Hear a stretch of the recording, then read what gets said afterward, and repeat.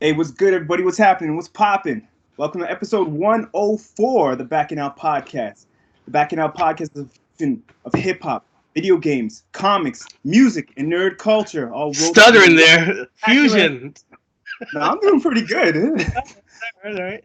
Okay, you take it over. You go. You go ahead. Yes, this is a fusion of hip hop, video games, comic books, music, nerd culture, all rolled up into one spectacular Spectacular show. Join me. I am Akil, joined by Casey. Yes. What's Hold good? it down, the teeth out. You look cold. No, I'm nice and comfy, man. Is it Feeling cold? good. What's Feeling great. over there? Oh, we got some sleep right now, man. Yeah, man. But Like- rain, like snow, sleep, we still getting this podcast going, man. We still moving. That's how we doing. We look cold. It's that cold rain. Like enough to like ruin your day. You didn't finish But- the intro. This is join us as we add our Trinidadian Canadian spin on things. This is the Bacchanal Podcast. Blerd news, like you never heard it before. Right, that's right, that's right, that's right, that's right. Built my arcade. That's what I've been up to. Okay. YouTube, what's good, everybody? Like, share, and subscribe. Give us some love. Show us some love, man. You can see he got a little arcade thing. Yeah, I got the Marvel one. It's pretty dope. Took me about an hour to build. All you need is a Phillips head. That's all. You don't need no flathead or anything. Everything's pretty simple. I'm about to beat that ass when I get to North Carolina. You fucked Man, go up. get you one, man. Get you I'm a gonna Mortal beat Kombat your one. ass your own home. You suck at fighting games. What are you doing? Hey, Why don't you go get you an adventure game or something? You know, a one-player thing. So you know, I stay do have safe. I got one in here. I got the Punisher on there. Is that fight sticks too? Is it Yeah. fight sticks or? Yeah. Oh my yeah. god! Get your practice on, man. I'm about to spank that ass. Yeah, I got the Cocktail coming. I got the Punisher. I think I might get Mortal Kombat one day. That's gonna be the You next better one I put get. something on there. Yeah, you better put something else on there. Stay away from Street Fighter. Mm-mm. You want to put money on a game? I know my limits. I ain't touching Street Fighter. I ain't gonna get my ass like that. Okay. Know my limitations. What you You know been what up you to, sir? You know, you should throw on there the X-Men, that old school X-Men arcade game, the Let's Ninja hear. Turtles in Time. It's on there already. Yeah. Should throw that's Nin- Okay, cool. Throw Turtles in Time. Like I'm talking about those arcade walking games, the beat 'em ups. Oh no, they sell those separately. Oh, okay. You should throw those on there. You know, stay They have- safe. They have a shut up.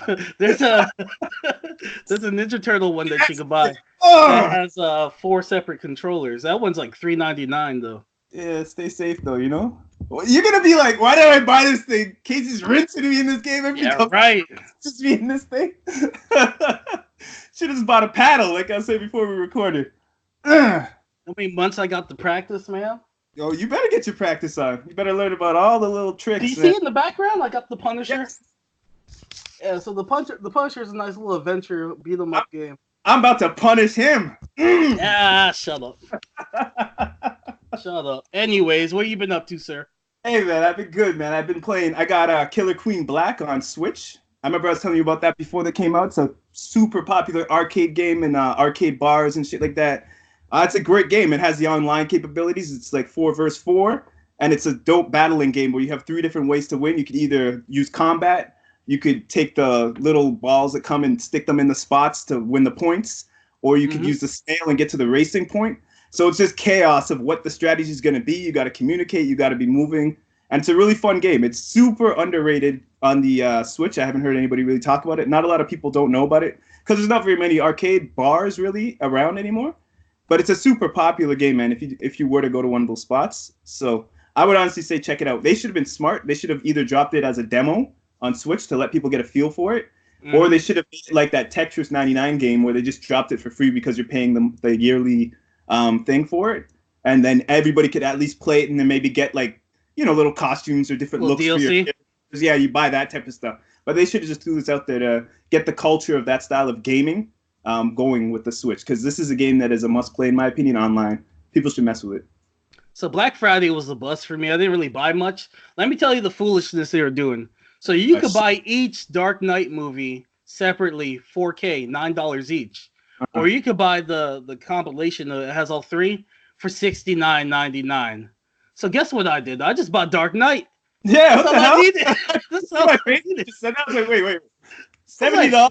$70 for all three of them together in 4K, No. or just to get Dark Knight by itself in 4K, $9.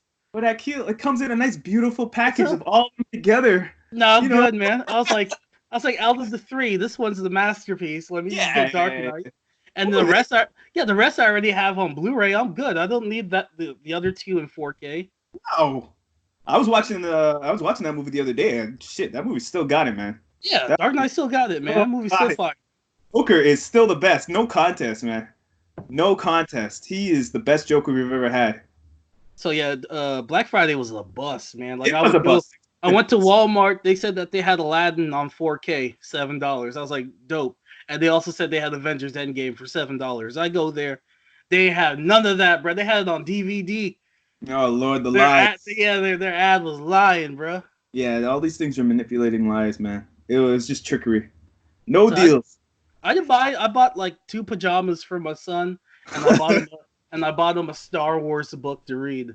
You walked out defeated. Yep. I was like, this is whack. I ain't buying nothing. Trash. Man. Yeah, it was trash. And like Aladdin's coming on Disney Plus in the next like couple of months. Watch. It'll be there. So you'll be able to watch it in HDR for free. And Disney Plus, speaking of which, I was talking about it in the last podcast, but I was watching the Imagineering story. It's about the background of who the creators were behind Disney, other than Walt Disney. I was trying to enjoy it, but my third eye, man, is wide open, so it's kind of hard. Yo, did they have one guy who's like, yo, I did Song of the South? I was waiting for it to turn it off because I was like, it's too beautiful. It's too of a rose-colored lenses looking back at its story. I needed that smoke. I needed that, man, this guy had a drug problem. This one was a flaming alcoholic, flaming racist. You know what I mean? Because they were telling these stories of these people. Yeah, because Walt Disney was anti-Semitic and racist. That's what I wanted to hear about. I wanted to hear the shits. I wanted to hear the real shit. You know what I mean? But they were all stories too like perfect. Had the one girl, they're talking about the lady, she was designer and stuff, and I was like, okay, that's cool. And then it got to the next guy, he looked like a racist, and I was like, yo, this guy must have a drinking problem or something. No smoke. It was too beautiful of a story. I was like, I can't watch this now. But it seemed cool though. I just wanted to say that. Check it out. See what I'm talking about. The third guy that they show, oh man, he just looks like the rebel flag and the red hat. It's a big white guy with like just that look. Like, yeah, he's definitely a racist. The pitchfork. Burning cross in the background. Oh yeah, I was like, nah, they ain't fooling me with this one. I can't give them all my time. Sorry, they ain't giving us the whole story. Oh man, they out here giving us the remix, man. Yeah, they're giving us the Disney story, you know, the glitz and glamour, smoke and mirrors type thing, you know. So, all right, want to give them a rundown on the Bacchanal news that we're going to talk about today? Yeah, just give me a second. Before we begin, last podcast, we discussed our top 5 music that we loved for 2019 and things that we hated. We forgot one of the most important things that happened this year, and that was the women. The women ran this year. No contest. I got to just say it right now. Like Coffee's dope. Doja Cat, I got to give her love, man. She's been doing her thing. I didn't think she was going to do this hard, but she's like main time now. You know what I mean? Like, you got the Stallion. She ran the summer. Meg, yeah. And we got Snow. Snow's up there right now. She dropped an amazing album. You know what I'm talking about? I don't know half these people. I know Meg the Stallion, I know Doja Cat, and I know Rhapsody. Snow, let me give you your album name. But yeah, no, it's just I gotta give it up though. They rocked it this year, and they're gonna keep rocking it because these guys are not doing it these days. these guys are acting like divas these days, harder than the girls from the 40s and 50s. You know what I mean? Yep. So. Hey man, the girls are running it. So they owned 2019 for sure. I got to give it up to the women. So, let me get this loaded up here. We talk about what we're talking about this today. I already got pulled up. So we're going to be talking about the Watchmen episode 6, Mandalorian episode 4. I got trailer pulled up for Crisis on Infinite Earth, the CW event starting this coming Sunday. I'm going to do a review of Knives Out. Casey's going to do a review of The Irishman. And then we're going to come together and do a final review for Queen and Slim. Yes. So let's get this thing started. There's no news today. Nah, let's jump into the Watchmen. Yeah, it's been Black Friday, man. Grannies have been getting beat up. That's about it, man. Yeah, I didn't see nothing crazy on the internet with Black Friday in the States this year. No, sales were good. They're acting Canadian this year, huh? Yeah, Mad civil. respectable. Yeah, it was weird. Even Thanksgiving wasn't even awkward because like Trump's getting impeached, so like his supporters were like real quiet this Thanksgiving, so they didn't really have much to say. Yeah. They weren't riled up like they usually are, like in your face, Obama what? Like It was super quiet. They're calm. Like racist Granny was locked in the cage this Thanksgiving. Like everybody was calm. Yeah, I heard Toys R Us is making a comeback or something like that. But other than that, as well, Circus City might make a comeback. Who knows? Oh, for real? Nah, I'm bullshit. Oh, okay. No, that's a wrap for Circuit City. Yeah, let's jump into Watchmen episode 6. Let's get it. Okay, man, this show, Watchmen, has been completely had me feeling lost for a while, but still making me gravitate towards wanting to watch it more and more and more. The last episode 5, was phenomenal. I was like, there's no way they could do better than this. And they did better than this in a different way. And the style of this episode was phenomenal. We're watching groundbreaking television, in my opinion. We're in like one of the most beautiful times for television with this whole streaming stuff and everybody having to be on their top game. I honestly feel like the Watchmen is like it's put itself in a position to win, but it's unfortunate that people don't want to mess with it because of their personal biases. Let's get into this episode though, man. How did you feel about it, episode 6? So we learned that the Hooded Justice is Jesse Smollett the whole time. Like we weren't woke enough to Jesse Smollett. Like Jesse was out here telling us he was a superhero. He was at Subway. He had a foot long. Yeah. And he may have had more than that foot long. He may have had a foot long in the bathroom, if you know what I'm saying. And then he had the hood around. He had the noose around his neck. Isn't this crazy? So he didn't get to change his costume all the way. He forgot the noose. Jesse forgot the noose. And then the 2 Nigerians were under mind control by the 7th Cavalry. It all makes sense. Jesse Smollett is Hooded Justice. Jesse was probably watching this like, what they took my... This is what I wanted to do on Empire. Like, this is better than my story. It's like, this is what I gave the writers for Empire, and I had to do it myself in real life, and now they took it at this show? What the hell? Jesse was telling us the truth the whole time, man. We weren't woke enough for it, man. Yeah, man. This episode was crazy though. Like he wore so many masks in this. He was basically like the origin story of Superman and Batman mixed together. Like it had so much dope stuff in this episode. The black and white and then dropping color when they wanted to show his thoughts. Because she's in his mind seeing what he's seeing. But then when my observation on this is that when you see color in that time in black and white, that's his thoughts. So like you'll see like red and you'll see the blood. That's his thoughts remembering when he was seeing that as a kid. And she's seeing that. So it's like a multi-dimensional viewing of his memories, which I thought was phenomenal the way they pulled that off. I love the way that they would show him looking in the mirror and then they do angles and then she would be there with the makeup on. Phenomenal. And I gotta say, I called it. Remember when you're like, oh, what's she gonna do? And I'm like, she's spraying his face? White tape. Yeah. I was like, it's the white tape. Yeah, man. The reverse of what she's doing, because this is a mirror image type of show. It's a clock type of show. You know what I mean? So everything is full circle in this. And it's so dope. The way every episode, they're like TikTok and they have the music pacing on beat with the clock. Like they put a lot of thought into the show, a lot more than I think people are realizing. And it's so deep with Easter eggs. I'm looking at every little finicky thing, and I'm like, that might be an Easter egg for something that I have no idea. You know what I mean? The part that kind of caught me off guard is when he had sex with that dude randomly, because to me, I felt like he kind of had a resentment against white people in general due to what happened to him in Tulsa. Because he's always just wary of white people. So for him to have sex with a white man kind of came off as off to me. Because he's always never like trusting of them. Yeah. Even when he's old, he's not trusting of white people. So for him to let his guard down and just randomly have sex with a white guy is random to me. I feel like that guy was a pillar of the last, like, that's it. You know what I mean? That was the camel that broke the back of him and his... Because he literally treats all white people like they're 7th Cavalry. He's just like, no, they're called Cyclops. He like, whenever he's around a white person, he's just like, I'm wary of you. I'm not. You're full of shit. We gotta be more clear. Like the old man version of him, you're saying.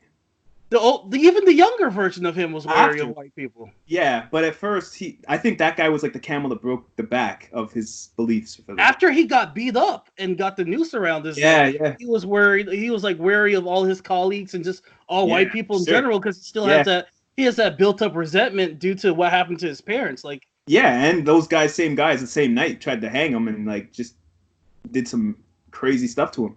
So the only person he trusted, the only person he trusted was the fellow officer who was a real person. That's the first black officer for New York. Yep. And that person was the only person he trusted. And that guy forewarned him about Cyclops. Yeah. And even at the end, after he had sex with that guy, his distrust of white people even grew worse, because when it came time to him like defending his people, because he knew what was going on, he called that guy for help. And he's like, no, it's not my problem. Exactly. That's why I was saying that guy was the final straw. You know what I mean? But no, I agree with you. I just felt like I'm not, upset with him being gay or anything. I just felt like no, I know that's out of character for him to have sex with a white guy. If he had sex with a black person or somebody other than a white person, that would have made more sense. But like he has that distrust towards white people. It just came off as just, I don't know, bad writing to me. I hear you. It's not a perfect episode by any means. Or maybe he was gay this whole time.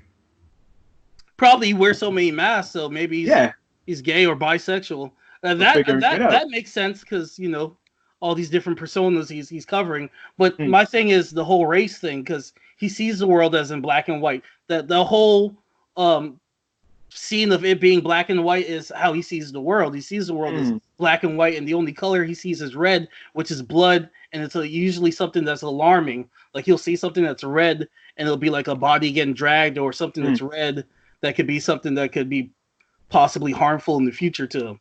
Yeah. I love the way that they did this true telling of the story in black and white, and then they had the previous episodes where it had the American hero story, and it was showing things happening where he jumped into the grocery store and started beating people up. Yeah, beat people's ass in there. But really, what happened was he beat people up, getting shot at, and he jumped out the window. That was dope, and I love the way that it had it froze, and they did that Matrix spin. Yeah. And then it showed her eyes, and she was like acting her ass off through those eyes. Like I could see her pain and her emotions through that. Like you could tell she was like she wanted to know what's happening with him. She didn't want to be pulled out. Like she wanted to go deeper and deeper to finally get answers to the questions she's had probably her whole life. And this just makes me more interested in like who's her mother and father. Like she came from she wasn't born in America. She was born in not Thailand, but one of those other countries. Vietnam, during the Vietnam War. So it's like, what is all that about? What's going to happen with that? You know what I mean? And Lady Truth. In the Watchmen universe, America won the Vietnam War thanks to Dr. Manhattan. That's why I think it became the 51st state. Yeah, I saw a preview online, like a little thing about that, and it showed like the comedian, he was there too, and he was burning up people and stuff like that. Yep. And they were saying like the daughter looks just like the girl that they had in the movie. So like the girl's daughter with the glasses could be a clone of the mom who had her, Lady Truth, and then it's like some sort of like big circle thing that they're doing. Let's address something, Casey. What the hell is Black Manta doing? He showed up and he's like, snap out of it. We're gonna be we're about to come on episode 7, bro. He has done nothing. I thought this would be his episode, to be honest. Man, I thought he was gonna rip and run on this, but yeah, he's getting the check, man. Easy check. You know what I call that? Easy money, baby. He said, snap out of it, and then he left for the day. He's like, all right, I'll see y'all later. I honestly think he's gonna. I still hold him bank that he is there. He's gonna do something big, and I think he was telling her like, "Yo, what you're doing, keep investigating. Like, don't listen to me right now. I'm bullshitting you. Keep going, do what you're doing." I don't think he was like, "I'm your husband.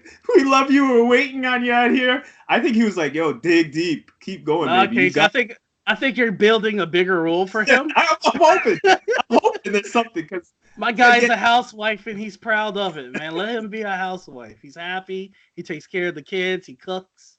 Let him be a happy housewife. You know, they're progressive in that world. Yeah, he's like, I made cookies, honey. Snap out of it. The cookies are cooked. Breakfast and dinner's good for them. The house is clean. Baby, don't worry. Remember who you were. I need you at night. I'm cold at night, honey. I'm cold. I don't know what to you. I got a pillow in between my legs when I sleep now. Now, I do have a theory with Ozymandias. I believe that he did land on Earth, and that, remember, they had a statue of him that was in gold, and he looked older. I think that's actually him encased in gold. Possibly. I think he's in his head right now. I don't even think he's on Mars or Pluto. I don't know what the hell. We're gonna find out though. We're gonna find out soon. He's really in his head, and he's trying to get out of there. Like he's actually, it's a mental place that he's in, and he's trying to break himself out of that mental place. That's what we're watching. But I'm super excited for the episode tonight. I ain't gonna lie, man. This show's killing it, man. Honestly, like, what do you think? Totality of this? How you feel? I love the direction. I like the acting. To me, this is on par with some of the movies I've watched this week. Oh, hell yeah. And it's a great job every day. I mean, every week, it's like I'm watching a movie, a superhero movie that's well put together. This is what DC needs to be doing more of.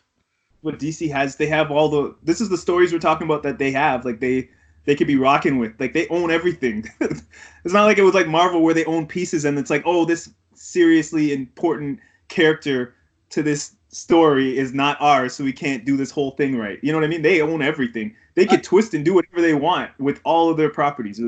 But finally, we're getting a nice little remix, a nice style of what the Watchmen is in a newer way. And yeah, I agree. DC Ben should have been doing this. On contrast to this, I watched the finale of Titans, and it was apples and oranges. Yeah. I was just like, what are you doing, man? Like, Nightwing showed up. He got the full costume on. They calling him Dick Grayson. They're like, oh, what's up, Dick Grayson? I'm like, why you got a costume on?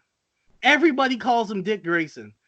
Deathstroke walks up to him. Oh, nice costume, Dick Grayson. I was like, what are you doing? Yeah, why even have the costume then? They killed the whole reason. The dumbest show, and then they killed a random character for no reason. So if you hate Superboy, did Superboy ever come in there? He came in. He didn't know who the hell he is. He was confused. He showed up for one episode, then he was confused for two others, and then he showed up confused at the end, and then they're like, snap out of it, Connor. Yeah, he's like, all right, I'm good now, I'm good. So hold on, did Superman do anything with Robin? Like any type of interaction in this entire No, he just so how did he get his Nightwing name? He's just like he felt it. Oh my, like this is what I'm saying. They own the property. Yeah. You're telling me like they can't get this actor from this show and just get him? Superman could just show up and tell him the story of Nightwing for him to like be like, all right, that's me. That fits me. Yeah. Nah. See, like that's the problem right there. I don't understand what's going on with WB and DC. But that is a problem. Bruce Wayne walking around with no costume. It's just like I'm Batman. Happy too, smiling and happy. And he's not being an man. Yeah. He's like sarcastic, but he's happy and like I want to hang out with that Bruce Wayne. Wow. That's not Batman. Batman's an asshole and grumpy. Yeah, pretty much. Yeah, he also has some quick, witty little slights like, no, I could do it myself. You're not capable. You're incapable. I'll do it. I'm gonna give you a quick rundown of what happened. They were trying to auction off Beast Boy and Connor, Superboy, because they put a chip in Beast Boy to turn into one animal, by the way, just one animal, a tiger. He ain't turned to shit else, just a tiger. So you got Tiger on the loose, and you got Superboy acting wild, and all these people are trying to do an auction, and then Batman's like, not on my watch. No costume, by the way. He's on the laptop, he hits one button, the auction stops. The Titans show up. Titans show up, they're like, chill out, bro. Know who you really are. And he's like, you know what? You're right. I ain't about to do this. And of course, a Ferris wheel's about to fall. Donna Troy grabs it and gets electrocuted and she dies. The end. That's a waste of an episode. I walked off. Some of that bullshit. I was like, man, that's why I gotta watch The Watchmen. Yeah. Because this is nonsense that DC's doing. It makes no sense that they're able to do The Watchmen and then DC does Titans. I don't know what the hell's going on. I hope everything does move to HBO Max, and I hope that they could borrow some of the writers from The Watchmen, because DC needs the help. You have all these characters and you don't know what to do with them. Yeah. They killed off Aqualad for no reason. They sniped his ass. He got sniped. Oh my! In the cartoon? No, the show. Oh, okay. The Titans. It's like he was getting off like an elevator. He's like, hey, how's everything going? And then like he touched his chest with blood. I was like, damn, Deathstroke sniped that nigga. What the hell? Nah, man, the show fell apart. The writer said, "What? The contract's over after this season? Man, we good. Yo, who wants to go to Chipotle? We're going out. Let's spend off this budget. We going to Vegas? Let's go to Vegas. Let's blow this budget." Yeah, man, I can't go back to watching stuff like that after watching Titans, man. I mean, after watching Watchmen. Yeah, after watching Watchmen. Come on, Watchmen. I feel like I gotta watch it again because so much things happen. Yeah. I honestly want to have a little episode after this, like where we really break down this episode, because I want to break down the actors and what they've previously done, so we could navigate and see what they can bring to the show in the future. You know how we know Black Mantis has so much potential because we've seen not Black Mantis. You know how that actor, we know he was Black Mantis. The second. But we seen what he could do. Yeah. So that's why I'm so like hoping he can pull something out of the hat with that type of stuff. I want to see what the other actors can do, what they've done in their work previously, to say, okay, this is what the cop can do. The detective cop, I can't remember her name right now, but the comedian's daughter. No, the comedian's daughter. Jean Smart is the actress name, or her name is Laurie Blake. Yeah, because I'm gonna check and see her roles, because I feel like her character is gonna have a serious like 180 and be more vulnerable and more. Something's gonna happen to her, and she's gonna be more vulnerable of a character. She's not gonna be this overconfident, jokey person all the time. She's gonna crack, and something's gonna happen to her in the future episodes. I feel like Dr. Manhattan's gonna show up eventually, and that's gonna be her breaking point because she still has feelings for him. Yeah, and he's gonna look at her and not even recognize her or something. Like he's just gonna look through her, and something's gonna happen because there needs to be more depth to her character in that way. But I'm excited to see what happens in the future. Is there anything else you want to add to this? That's it. You gave your theory of, maybe everything's going on in Ozymandias' mind. My theory is he's in the statue. We're going to find out tonight. We're probably both going to be wrong. Yeah. And I'm happy with that. It's going to be something crazy. How do you feel about this? How do you feel about this show being once a week? I'm cool with it. It leaves me wanting more every episode. It's not one of those shows where I'm just like, it's not like Back to Titans where it's hit and miss, where one episode has me engaged and then the other two episodes I'm like, I could go 2 weeks and wait for this to pile up. Like with this show, every week I have to watch it. Yeah, like we're in a new era of television, like with hybrid TV shows or getting the entire season all at once. And I honestly feel like this is a TV show that I'm glad is once a week, because it's so deep and textured that it like vibrates after. The thoughts on it and what's happening and the conversations throughout the week is good for this type of TV show. You know what I mean? So I'm glad this is once a week. I wish I could watch it all at once. Don't get me wrong. But if I did, I think a lot of things would go over our heads, like people's heads, and we'd be done and gone with it and move on to the next thing before we would actually take in and appreciate everything that we're seeing in this show. Like the cinematography, the directing style in this episode was phenomenal. It was great. Like I'm watching this and I'm like, this should be in theaters. Like I would go to the theater and watch this every weekend if I could. If we could pay like $40 and just pull up to a theater and watch it in a big screen, you know what I mean? Mm-hmm.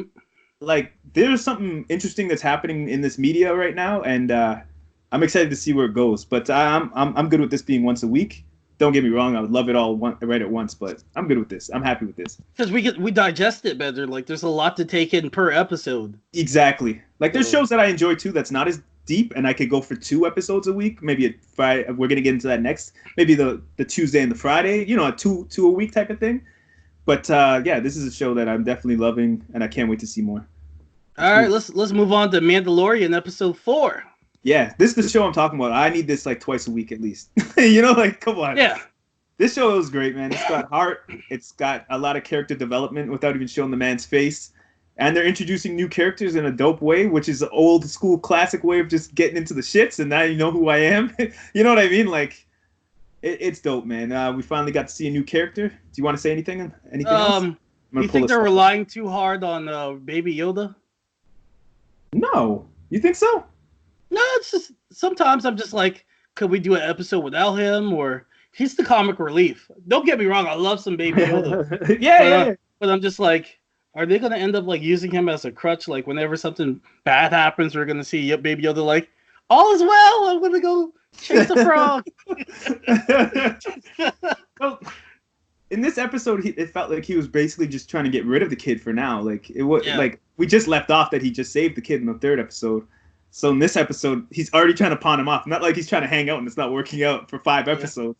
So I get what you're saying, but I think it's a little too quick to say that. If we're in season 2 and he's still like, I'm trying to pawn this kid off, episode after episode, going planet to planet with that, I'd be like, oh man, they dropped the ball on this one. But it's the 4th episode. He's trying to pawn him off already. That's how I felt. I was like, damn, nighttime didn't even hit yet. This guy's already like, yeah, you'll be good here. You know what I mean? But let's talk about Gina Carano, man. As Cara Dune. Yeah, she did a good job. She's not a like serious, actor. She's not. Don't get me wrong. I don't know if she's not like a AAA actor in my opinion. You know what I mean? Yeah. She's an amazing fighter. I loved seeing the fighting tricks she's doing there with the arm bars and the holds and the grappling, and that was dope. I love the way that they introduced her character and did the character development with her through fighting. It showed that she's on par with the Mandalorian with actual face-to-face body combat, and she's not to be messed with strategically in war. So it really gave good definition to her character. Her acting's not all up there, but that's cool. It'll get better with time, I hope. She's nice to look at. She's beautiful, man. She looked kind of a little dazed in the episode, but in real life, woo, beautiful girl, man. Okay, ain't stopping me. She'll stop you with the headlock. Give me my Cheetos. She'd be like, what's poking my leg? Don't worry about it. Just keep choking me. Keep the chokehold strong. Don't worry about it. Yeah, but no, I'm happy she's there because we've been seeing her since the trailers. I'm like, when is she going to show up? You know what I mean? So, this episode was also directed by Bryce Dallas Howard, who is Ron Howard's daughter, who you may know from the Jurassic World series, the redhead. Okay. So we had a female director this episode, and they introduced a new female protagonist with Gina Carano. And I thought it was a great episode. I liked how the Mandalorian was ready to risk it all for them cheeks. My man's taking the helmet off. He's like, you know what? I might retire. I think I did what I need to do. Go ahead and take he took the helmet off this episode, so that was good to see. A little bit. He didn't take it all the way off. No, he took it all the way off. Did he? Yeah, before he ate. He took the helmet off, put it to the side. Then he had his food and stuff like that, his tings, his soup and bread. I gotta watch that part over because I didn't see what the helmet. They didn't show his face. No, they didn't show his face, but they're clue into it. They're gonna show his face sooner or later. Never. I hope never. That'd be great, just to piss people off who just want to see the man's face.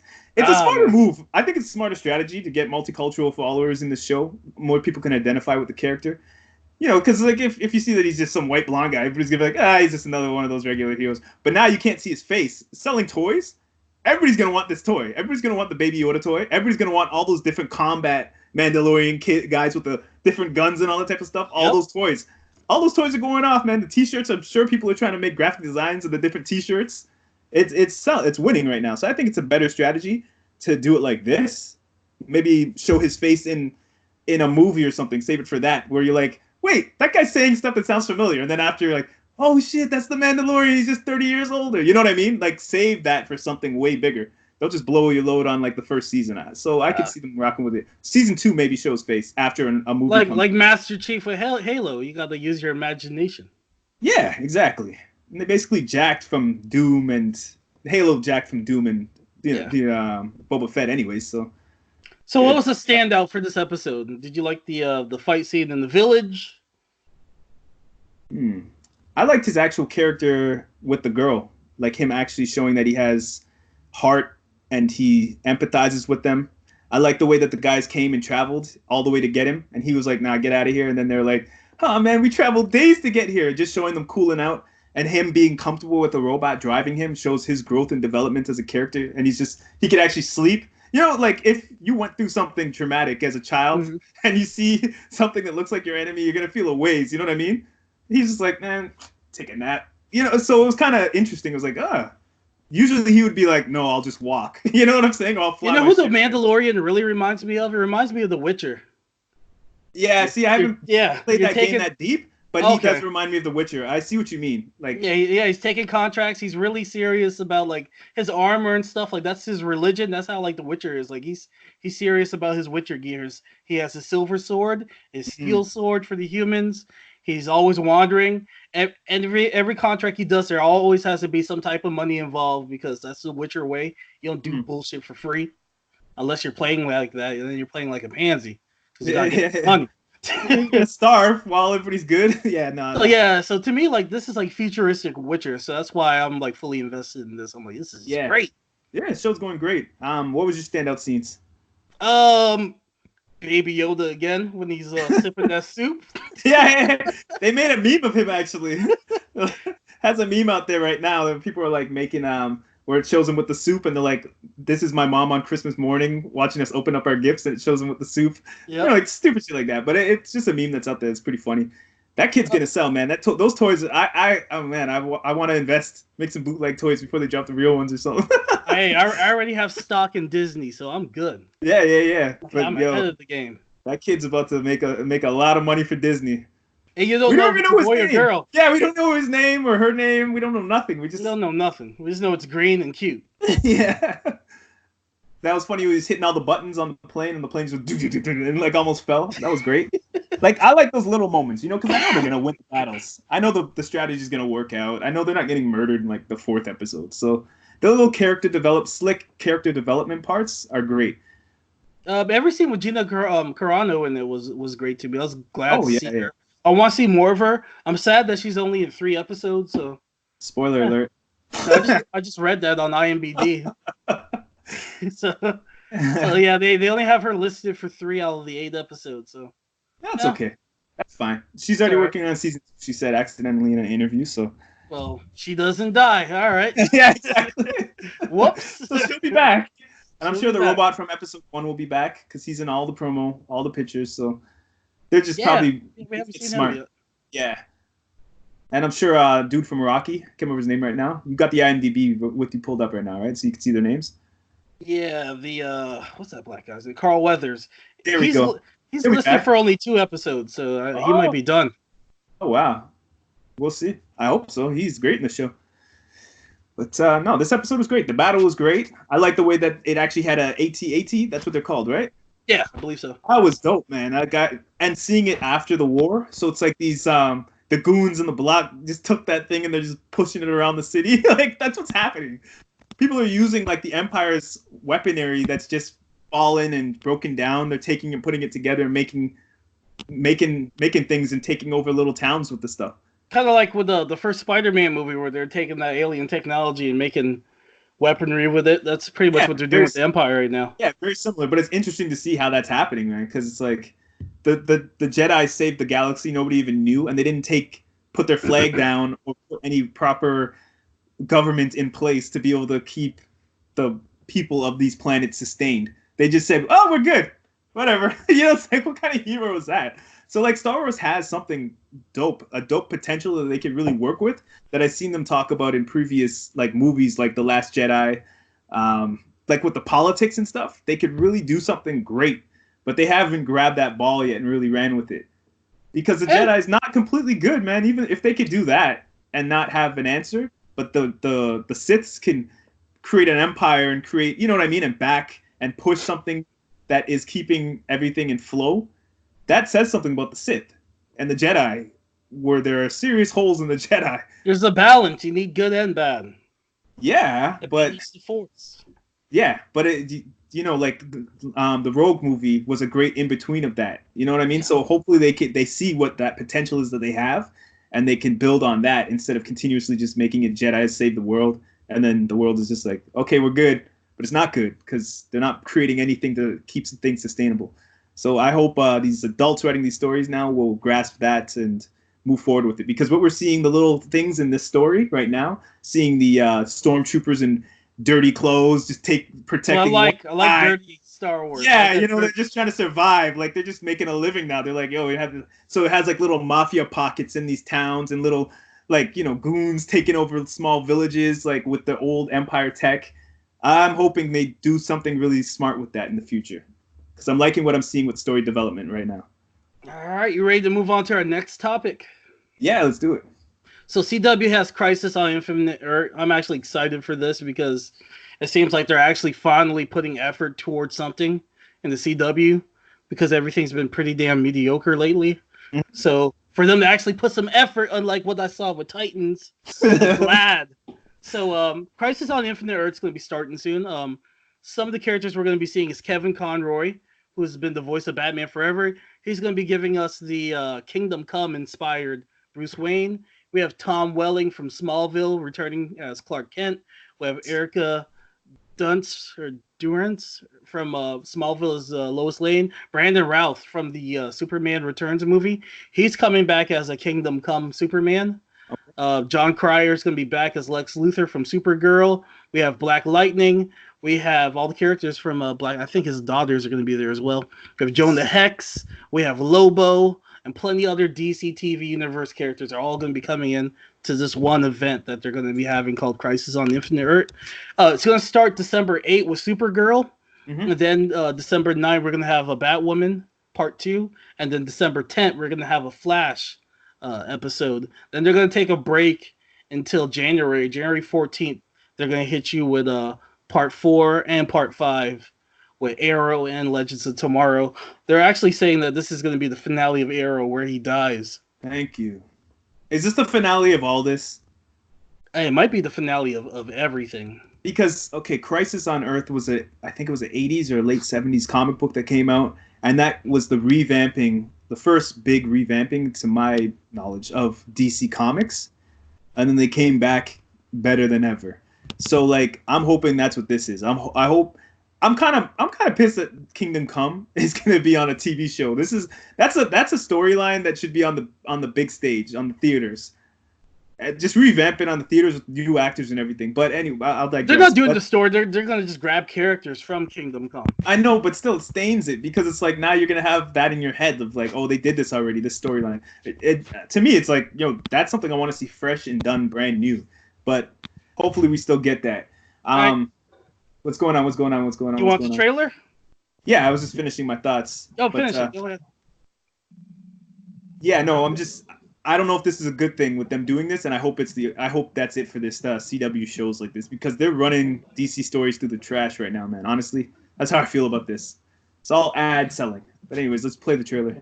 All right. Every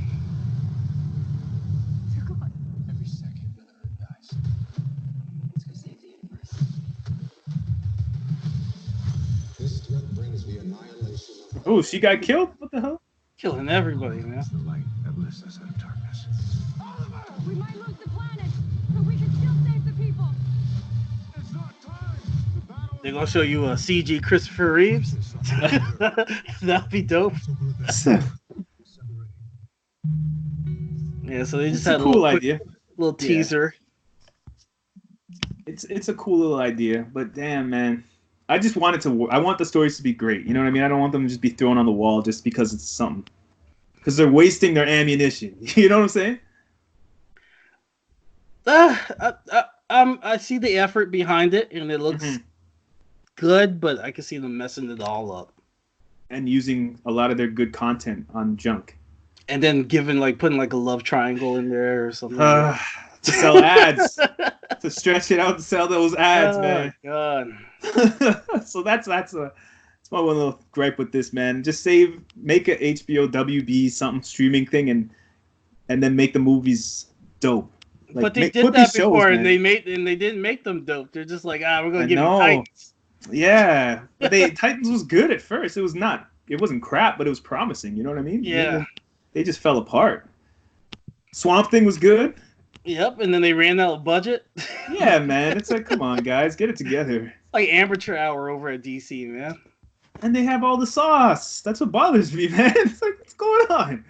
But yeah, I'm just, I'm for it. At least we're finally getting to see something. So. All right, next on the list, I went and saw Knives Out. Rian Johnson, he's finally back after doing The Last Jedi. Now, is this going to be his redemption from Last Jedi, since it got so much backlash from these Star Wars nerds? Is this the whodunit film that we've been looking for since Clue? Let's jump in. Let me hit you with that trailer. Yeah, let's Knives do Out. it. Let's get these timestamps right. Oh, no problem. And trailer time. Detective Lieutenant Elliot. This is Trooper Wagner. That looks cool with the knives in the back. Yeah, I like that. I was like, that's like some Game of Thrones shit. The family had gathered to celebrate your father's 85th birthday. How was it? The party? Pre my dad's death?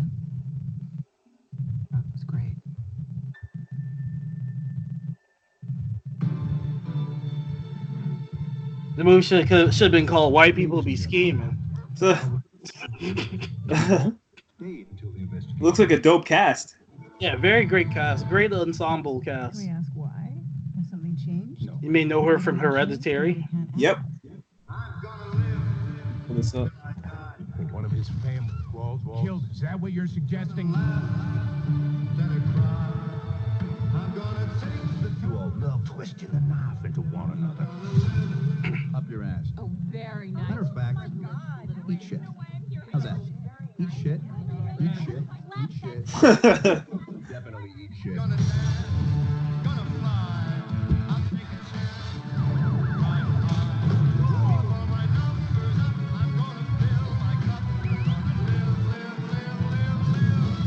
You know something. Spill it. I suspect foul play.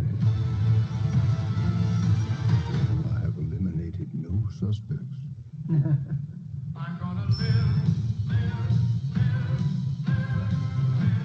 Chris Evans doesn't show up. It's like the second act, man. They fooling y'all with that. Trying to trick the women to come in there. It's a twisted web. We are not finished untangling it, not yet. What is this? Oh, the girl from 13 Reasons Why. Yeah.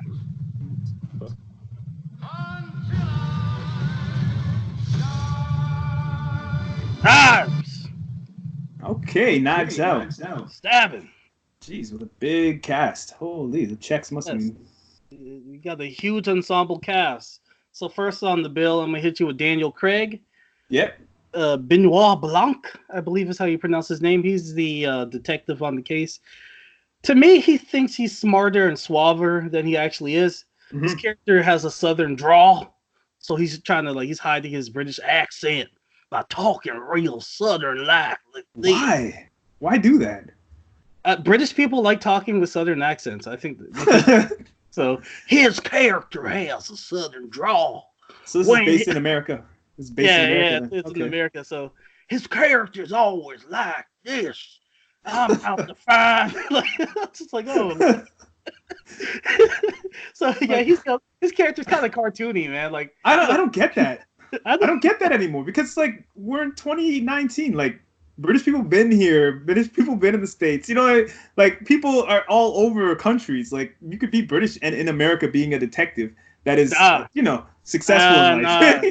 He has like a New Orleans old southern. Oh, why, man? That's just found me one of them clues. just a waste of resources and time and money to learn that accent. It's like, why? It's like every time he finds it, like, oh, I think we're on to a clue right here. It's like, what are you doing, Daniel Craig? It's just taking you out of the movie, right? Like, yeah, he's just been British. Let him be himself for that. Like, no, man, he's a southern detective boy who has a niche for inkling.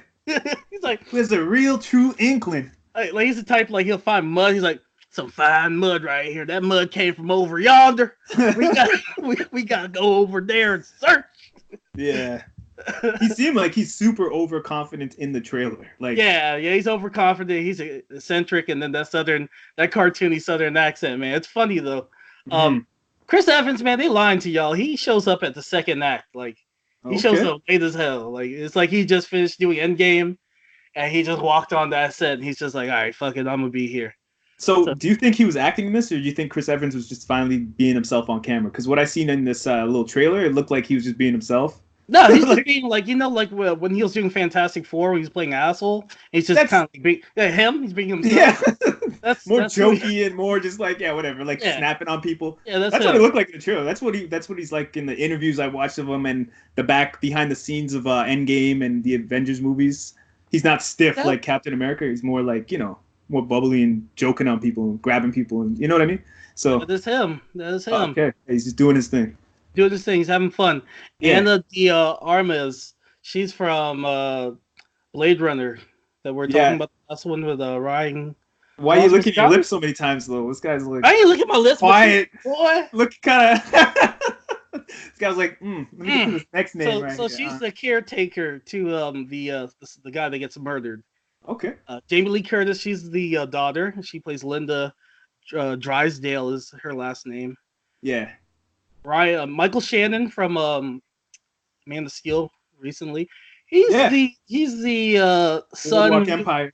Yeah, but he's the son that hasn't really did anything with his life. Okay.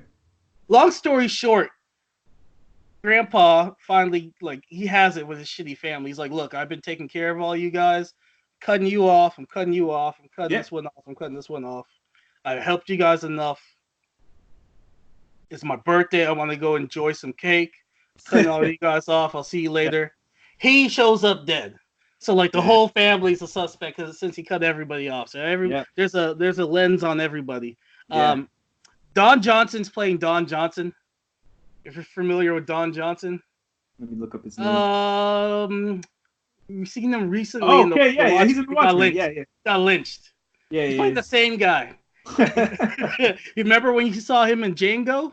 Yeah. That same guy.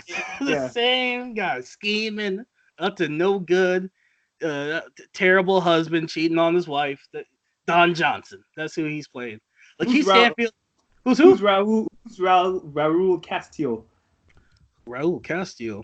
Is it a character name or is that the actor's name? The actor name. Cop. He's a cop okay. who shows up. Yeah, nobody important. Okay. I'm just trying to figure out who did it off the pictures. No. You can figure out who did it by me naming names. All right, so when you hear a name that sounds sketchy, just look at me. All right, so Martha, Ransom, Linda, Walt, Richard, John, Meg, Jacob. Which names sound kind of sketchy to you, Casey? I don't know. There you go. I don't know. Yeah. I don't know. We'll see the spoilers. Yeah, exactly. When they named this guy's name, what they did is the equivalent of, let's say you're having a birthday party for your child, and I'm like, hey, I got the perfect clown. His name is Molesto the Clown. Are you gonna hire Molesto the Clown to come to your child's birthday party? Yeah. No. Yeah, you're not gonna hire Molesto. Discount. Molesto sounds kind of sketchy, doesn't he? So what this movie does differently is within the very first 20 minutes of the film, they show you how the guy died. Mm-hmm. Did it. Boom. But there's more to that story. So they give you they basically give you the end, and you work your way backwards to figure out why it got there. And I thought that was interesting. It wasn't really who done it; it was why they did it. Yeah, exactly. That's what I was about to say. Why. And who was the accomplice? Okay. So that was the twist of the film. There's some political statements made. The little boy from It, the one that plays Bill. Yeah. He's like an alt-right kid. I don't really know why he's in the movie. He's literally in the toilet taking a shit, playing on his phone, and he overhears the conversation. Yeah, that's the only contribute that he does in the film is I'm racist and I overheard the conversation while I was pooping. Oh wow, that's all he added to the film. They just wanted to get a bunch of celebrities in this movie, basically, and a lot of characters to just confuse you even more. Yeah. The girl from 13 Reasons Why, she's kind of like a social justice warrior. And grandpa's paying for her tuition, and the mom is scheming and taking money from the tuition. So that's kind of their motive. Everybody has a motive that has to deal with money in the film. The Mexican nurse, who's played by Ana de Armas, her motives are she likes everybody, everything's cool, but she has an immigrant mom and she has a family that she has to take care of. So she needs everybody needs money. Yeah. So money's the root of everything. Keith Stanfield, he's there. He doesn't really do anything. He's there. He's like, hey, by the way, Daniel Craig's here as well. And then Daniel Craig is like, all right, black man, take a step to the side. This is my movie now. Yeah, that's what I didn't get. It looked like he was supposed to be the main guy in this, but they just he was, because Daniel Craig's character is an investigator, and Lakeith Stanfield's character is actually the lieutenant. He's the actual person in charge. Daniel Craig is hired from the outside and shows up to the case. He's not even on the same police force. He's just a dude that shows up with the sudden draw and all these eccentric mannerisms. Mm-hmm. So, I don't know why they did that.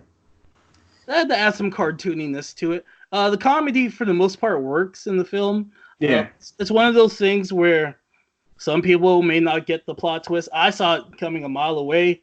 I kept coming up with my own script. I was coming up with wild stuff. I was like, yo, this and that. Because they're leaving you with all these clues. And I'm like, oh, maybe it's a prop knife. Maybe this. Maybe that. Maybe he's hiding out in a different country. Maybe he's not really dead. Maybe he's not really dead. No, it's pretty cut dry. And I came up with a more like elaborate scheme than they did as writers. And that to me was at my own fault. That kind of... Well, no, you shouldn't. When you're watching a movie and you're thinking ahead of the actual writing, that's the problem with the writing, in my opinion, most of the time. So, other than that, the twist to me was the only thing that was disappointing for me. Other than that, I had fun. The runtime was a little long. It's 2 hours and 10 minutes. Yeah, they could have got it down to about an hour 45. Yeah, they didn't appreciate nobody's time. Yeah, they started their taking my time there. I was like, come on, man. I was like, what the hell is this, an Irishman? Yeah, exactly. But at least that you can pause at home. And, Yeah. So with this, I highly recommend it. It was a good watch. They just need to tighten up on that watch, that runtime. That could have been stuff that could have been cut out. The twist was basic, and I want to get into spoilers. Let's get into spoilers. You drop hear that right now? You hear that? Spoilers, baby. Let's get it. You had your warning. Run. All right. So they introduce this character. They're like, hey, my grandson who's not showing up until the second act, his name is Ransom. Yeah, I saw that. I was like, this nigga kidnaps people. I was like, how you have a name like Ransom? I was like, once they said his name, I looked at my dad. I said, he did it, man. Yeah, exactly. You can't have a name like that. And then they kept trying to shift stuff on other people. Yeah. I was like, no, you can't have a name like Ransom and be a decent human being. Like, he did that shit. And then at the end, they're like, Ransom did it. Duh. Everybody else got names like Linda and Bob and Steve. Yes, regular name Ransom shows up. Like, come on. Yeah. Yeah, when you told me the names, I was like, that one don't sound right. Ransom, and Chris Evans' character in the trailer, he just seems like he's just snapping at everybody. He's just an asshole. Yeah. He shows up in the movie. He's like, hey, I did it. Like, he literally shows up being an ass. And with the name he has, you're just like, it's this guy. Yeah. They tried to, point at the other people. Smoke and mirrors. Yeah. I'm like, no, it's definitely the guy with the crazy. It's like my name being Molesto, and I'm at the child. Somebody touched kids. You're going to think it's Molesto that did it. Now, did they even do it in a creative way that made you like, oh shit, that was slick? Did they do anything in a what they did that was creative, they made it seem like the Mexican nurse accidentally gave him an overdose. Throughout the film, she's trying to cover up stuff as she's because she's going through the crime scene with eccentric ass Daniel Craig touching mud and stuff, and she's doing covering up. Yeah, doing the most. So while he's doing the most, she's covering up her footprints and cleaning stuff up because she's like, everything points to me. Right? Yeah. I accidentally overdosed him. But when they do that twist, you find out it was Chris Evans that tried to switch the medicine and everything. He was behind everything. He changed the toxicology reports. Everything was Chris Evans. Put it on her. So the main detective, what was his job? What did he do in this movie? He showed up. He said, "This is a clear suicide, open shut case. We're done." And then Daniel Craig is like, "No, indeed, it's not. There's some trickery afoot." Was it not? There's a deeper story here. Trickery is at the foot.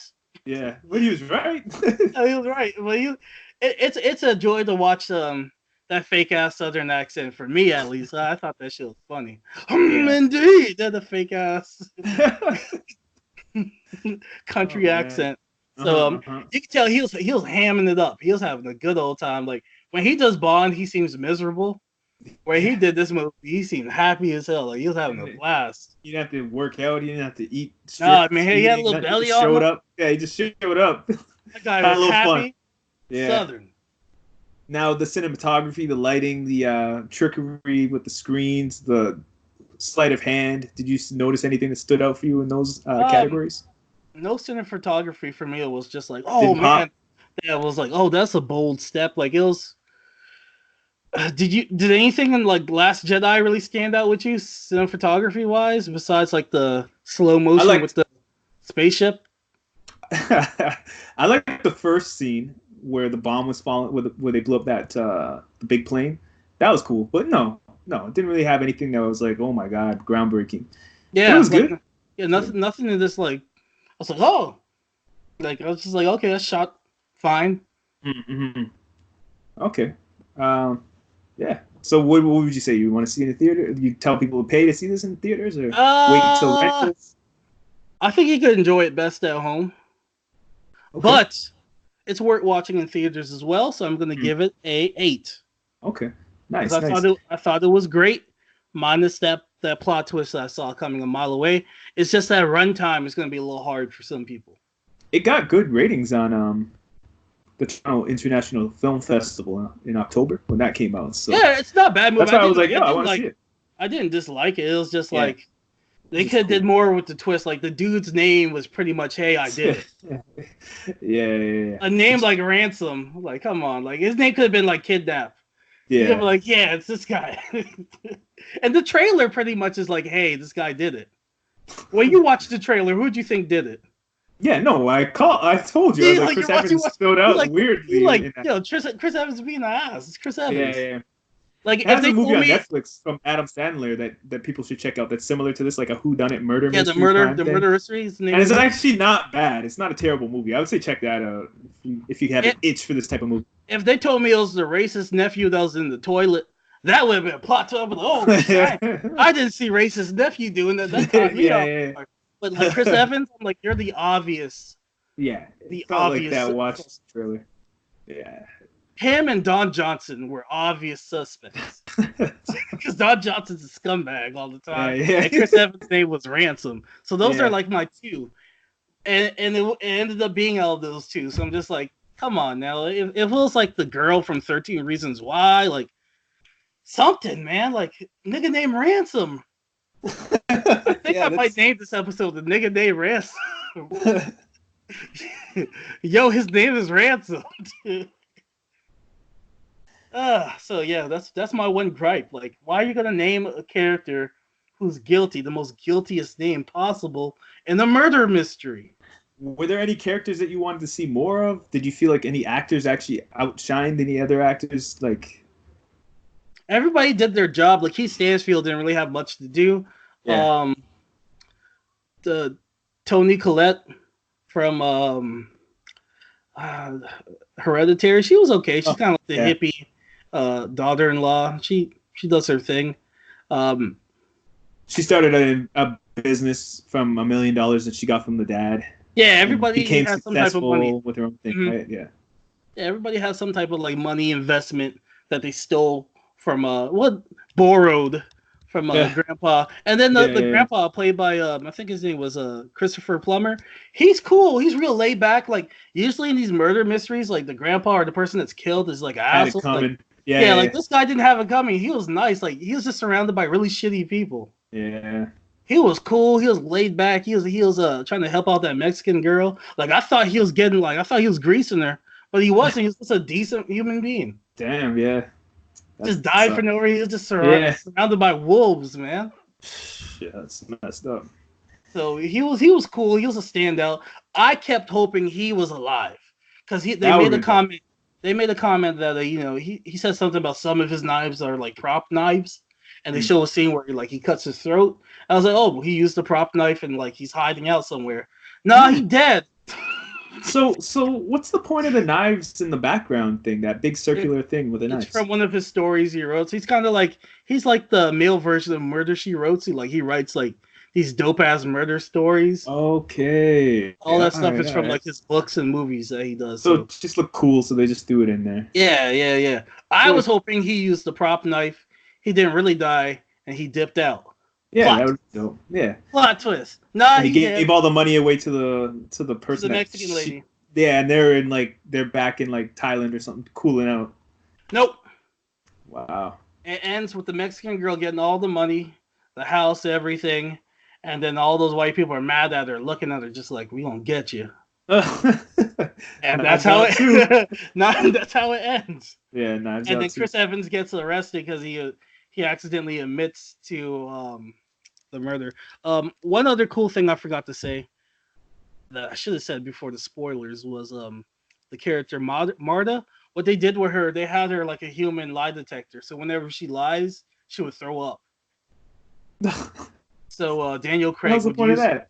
like Daniel Craig would use her to interrogate her. He'd be like, "Were you here? Do you see what happened?" And she'd be like, "No." And she'll throw up. He's like, "You're lying." Stupid. Sounds like they're just having a good time with this movie. They got a little budget and they just want to have a good time. So that's my review. It's good yet obvious. There's some people are just like, "Yo, that twist." I don't know. I hate to say it, but y'all some dumbasses, man. Like the nigga name is Ransom. His name is Ransom, Casey. Yeah. Sounds pretty Name obvious is to me. Ransom. Doesn't get more obvious than that. Gosh, man, like, what's his name? A baby slapper? Somebody slapped my baby. Who could have been? Oh, maybe it's baby slapper McGee over there. I don't know. Who could have been to slap my baby? That's like being named Sticky Fingers and you get robbed and you don't know who robbed you, but you hang out with Sticky Fingers all the time. Yeah. His name is Ransom, Casey.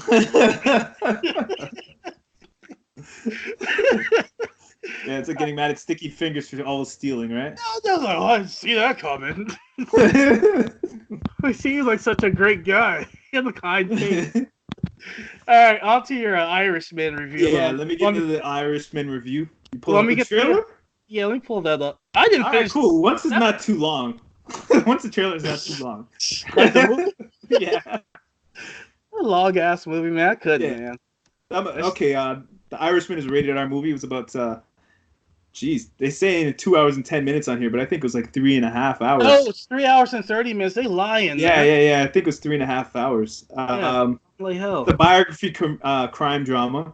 It's a mob hitman recalls his possible involvement with the killing of super important American figures in the States. Things that happened in this movie are real history, supposedly, that they're saying.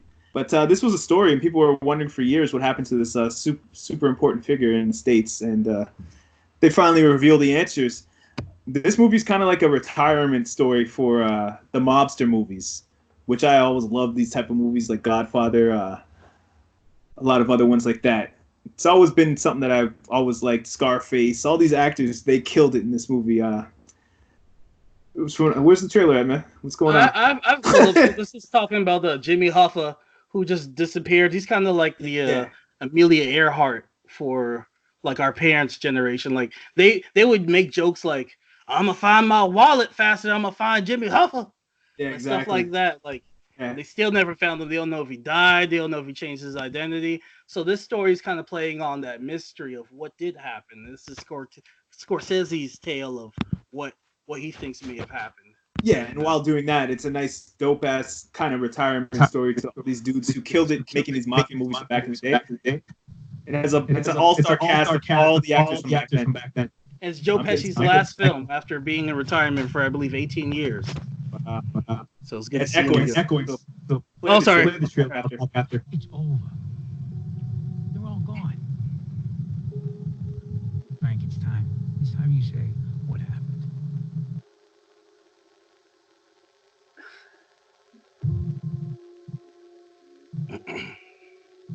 Frank, I want you to meet my cousin, Russell Buffalino. It did some good de-aging stuff. Tough guys around here. Makeup, I don't know what it was. You're not afraid of tough guys, are you? I didn't think so. I was one of 1,000 working stiffs until there wasn't no more. You got a good friend here. You don't know how good a friend you got. Russell, he took a shine to me right away. After a while, he started giving me little things to do. I saw that part. I know you read a lot of things about me. I just want to say I'm sorry.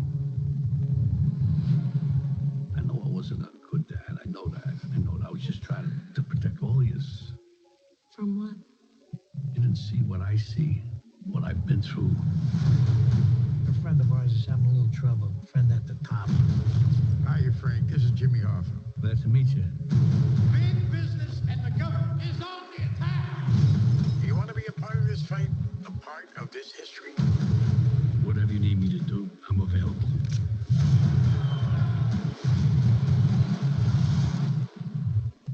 Only 3 people in the world have one of these, and only one of them is Irish. You know how strong I made you? I want some friends like that, man. You hooking the nigga up with a job. He said that.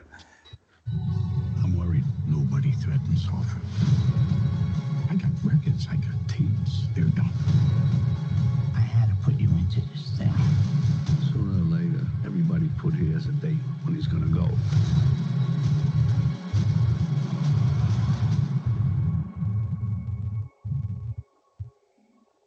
I know how you feel, Frank. Trust me, I know. All right, this trailer's too long. This is also based off the book. I think it's called The Man Who Paints Walls. Oh, okay, yeah, because that's what this was all about. Yeah, heard my you man's paint. paint. Yeah, my man was painting, man. Yeah. He was basically like the cleanup guy for all of the mafia. He helped raise them all to such power because he was the guy who was cleaning up and taking people out. Yep. I didn't see nobody else except for the one guy with the thick ass glasses taking people out also. And he didn't make no big play like power moves in the time that he was around. This guy moved up through the rankings like butter. This movie's a better version of The Kitchen with men. Even with the dumping of the weapons, I was like, yo, they did that in The Kitchen. But this movie actually did a better job. I love the way they showed the story of like the guns in America and the States and how everybody has so much guns. It's like you just dash it off here back in the day, and it's like there's too many guns for them to even trace one. Like they got to go through so much. It's so much work. Just dump that in the same river. Yeah, yeah. And you're seeing all the guns in the river. They're like, holy crap, that's crazy. This show did a great job of like heeding warning to the president that all the creators of this thing, not all, but a lot of them don't like Pesci and all of them don't like Trump right now. So this is like a warning to Trump, like, hey, see what happened before when they went against the people that supported them. You know what I mean? Like, what happened to a president before? You're touchable. You know, so like, this movie is phenomenal. I feel like this is a hybrid medium of storytelling because this could have been half an hour episodes, but they chose to make it a 3.5 hour, like just complete story, which I appreciate. And you could pause it anytime. You could go back and come back and watch it. I sat there and I watched the whole thing, and it really had its magic work. You know, like watching it in its entirety. Because I feel like if I stopped it, I would have been like, what's happening again? Why is he with him? You know what I mean? It didn't have that television cliffhanger ending to make me want to remember some things. But the directing in this was phenomenal. I thought it could have been a bit better, but it was great the way that they jumped from time. But I just know he does a phenomenal job with like putting the camera through different ways and doing weird angles, showing like the like in Goodfellas, like showing the car go down, like the weight of like this one guy because he's such a big presence to all the other mafia guys, but he's the boss. So when he got out the car, you see the car move, like everything shifts. You know what I mean? When that guy came around. And like they did little things like that in this to show that intimidation, that he looks like a nice guy, but he's standing there, and who is that guy in the back with this big ring, and he's just looking at everybody, all the moves, all the plays, you know what I mean? They did a good job of that in this. But the story was good. It just missing a little some of that old school magic. But this felt like a retirement story for all these guys, you know what I mean? So it was kind of sad in that way watching it. Because I was like, I wish they were like 20 years younger and just making them look old. You know what I mean? Instead of them being old and making them look younger. Because that kind of took me out of the movie a little bit while watching this. I enjoyed I loved the lighting. I only got to watch an hour and a half because I had to go. Okay. I had to run off and go see Queen and Slim. So I was like, let me watch ignorant white people get murdered before I watch innocent black people get done wrong. Yeah. So I was like, let me go ahead and watch that. And the hour and a half that I watched, I was hooked. Yeah. I loved every moment. I loved when they first met Jimmy Hoffa and they were putting the liquor in the watermelon. So they could get drunk during the meeting. I was like, yo, we did that in college. Like we had to use Everclear because we were poor.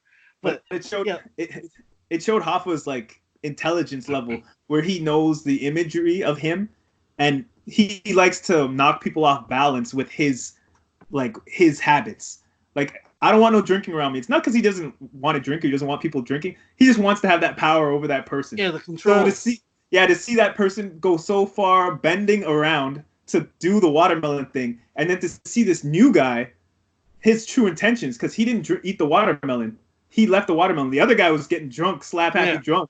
And that's why he was like, okay, this is a guy over here that I could trust because he's seeing the game, but he's not partaking because he knows my preferences. Like, so I could pull him closer to the world. You know what I mean? Because he could clearly smell the alcohol off. Yeah, man. It's like you're not fooling anybody with the watermelon. Stupid. Yeah. So the late stuff, the watermelon, the alcohol is a smooth criminal game that he's playing on people. And when they're doing these small little things, trying to go around him, like, yeah, I fooled him. He's like, okay, I know where to put you. You're in this position. I gotta figure you out still. I gotta unwind you a little more to see where I can put you. Let's backpedal a little bit though. Yeah. Because in the beginning, you're watching Robert De Niro's character develop as a delivery man to a hitman, and I love seeing that transition to the point where he's just walking up to the guy on the street, just shoots him in the face. He's painting the walls, as they say. Man. Yeah, I love that. And then he's dumping the guns off in the lake. I was like, this is awesome. Let's bring it all the way back to the driving all the way to the place. They're driving to a wedding from where's it, Jersey, all the way to Detroit. Is that what it was? And they're basically but they're going through memory lane in the movie, but they're literally driving through memory lane. Like, so they stopped at the place where they first met, and it shows him as a truck driver, and he meets a guy, and he doesn't know who he is, and he's being nice to him, and the guy's being nice back to him, and he's like, oh, okay, yeah, I'm having a problem with my truck. The guy's like, oh, you fixed this part right here. He's like, oh, man, yo, thanks, bro. You just saved my life, man. This is my job. This is all I got. He's like, oh, okay, yeah, no worries. He didn't know that the guy owned the whole block, owned the whole town, but he was like, oh, it's a good thing I was nice to that guy. It turns out he's like mobster, like royalty, but he's basically, and then he's selling the meat to different people off the side. So he's doing mafia stuff kind of without even being involved with this. So that's how he got involved with them, because he's like, yo, you want a steak? I can hook you up with a steak cheaper. They're like, oh, this guy knows the game. Like, this is what we've been doing. And then he takes it a little far where he's doing so well, he's emptying out the whole truck. That was great, too. The guy's like, come on, man, what's going on? He's like, I don't know. I just drive truck. I just drive the truck. I don't know what's inside. Like, the clip is there. I don't understand what's going on. You're asking me? I just sit in the thing. He's like, you couldn't tell it was lighter? I love the dialogue that the writing was in this. The dialogue from the fish in the back seat. Did you get that dialogue there? I tell you, I only got to watch bits and pieces of it. Yeah, okay. You can remember what you got up to. But yeah, no, the dialogue with the fish, and he's just like the mafia kid, one of the hitmen, or like, he usually sits in the back seat. If you remember Godfather, the Goodfellas, where the guy gets choked in the back seat. Yeah. In this show, he chokes a guy because he's sitting in the back seat like that. And then he can't sit in the back seat, so dude was like, I'm sitting in the back. And he's like, no, I'll still sit on the wet fish area. He's like, no, you're sitting in the front. I'll sit in the back. Because he knows that's the dude who usually chokes people in the back. So then the dude in the front is like, what's going on with this fish? What kind of fish was it? Because he's trying to feel up this kid to see if he was bullshitting him, to see if he's getting played now. So it was a cool little, like, showing that mafia people are never comfortable. They always have to be on their, on guard, because there could be one day where they just wake up and they sit in a car and it's over for them too, even though they're the hitmen. You know what I mean? So It's a dope story of how that works. But I really enjoyed the characters in this. The movie has Pesci, man. Joe Pesci killed this thing, man. I think he did an incredible job of like just having all these businesses, and he's not cocky about it. He's not loud. Everybody comes to him and he's just giving his opinion on what they should do to make the most amount of money. And they got to give him a percentage of that because he's giving them his 2 cents. And he ends up running everything. Even though it has the one guy who's the main face boss, he's the real boss because everybody's coming to him. And then he's giving the money to the main guy and taking his percentage. You know what I mean? Let's talk about the mythos of Jimmy Hoffa. Were you able to dive into that deeper in the film while watching it? What do you mean? Like his disappearance. Did they further explain that? Because I didn't get that far. Yeah, absolutely. They explained it all to a T. And like I didn't know like American East Coast history like that with mafia stuff like that with Hoffa. I've always heard about that. Rockefeller with Hoffa, Dash, and they'd say Hoffa, and he was the guy who kept everybody together in the unions, just like how Hoffa, you know what I mean? He's the third wheel in the Rockefeller who kept Dame and Jay, and the Brooklyn camp and the Harlem camp.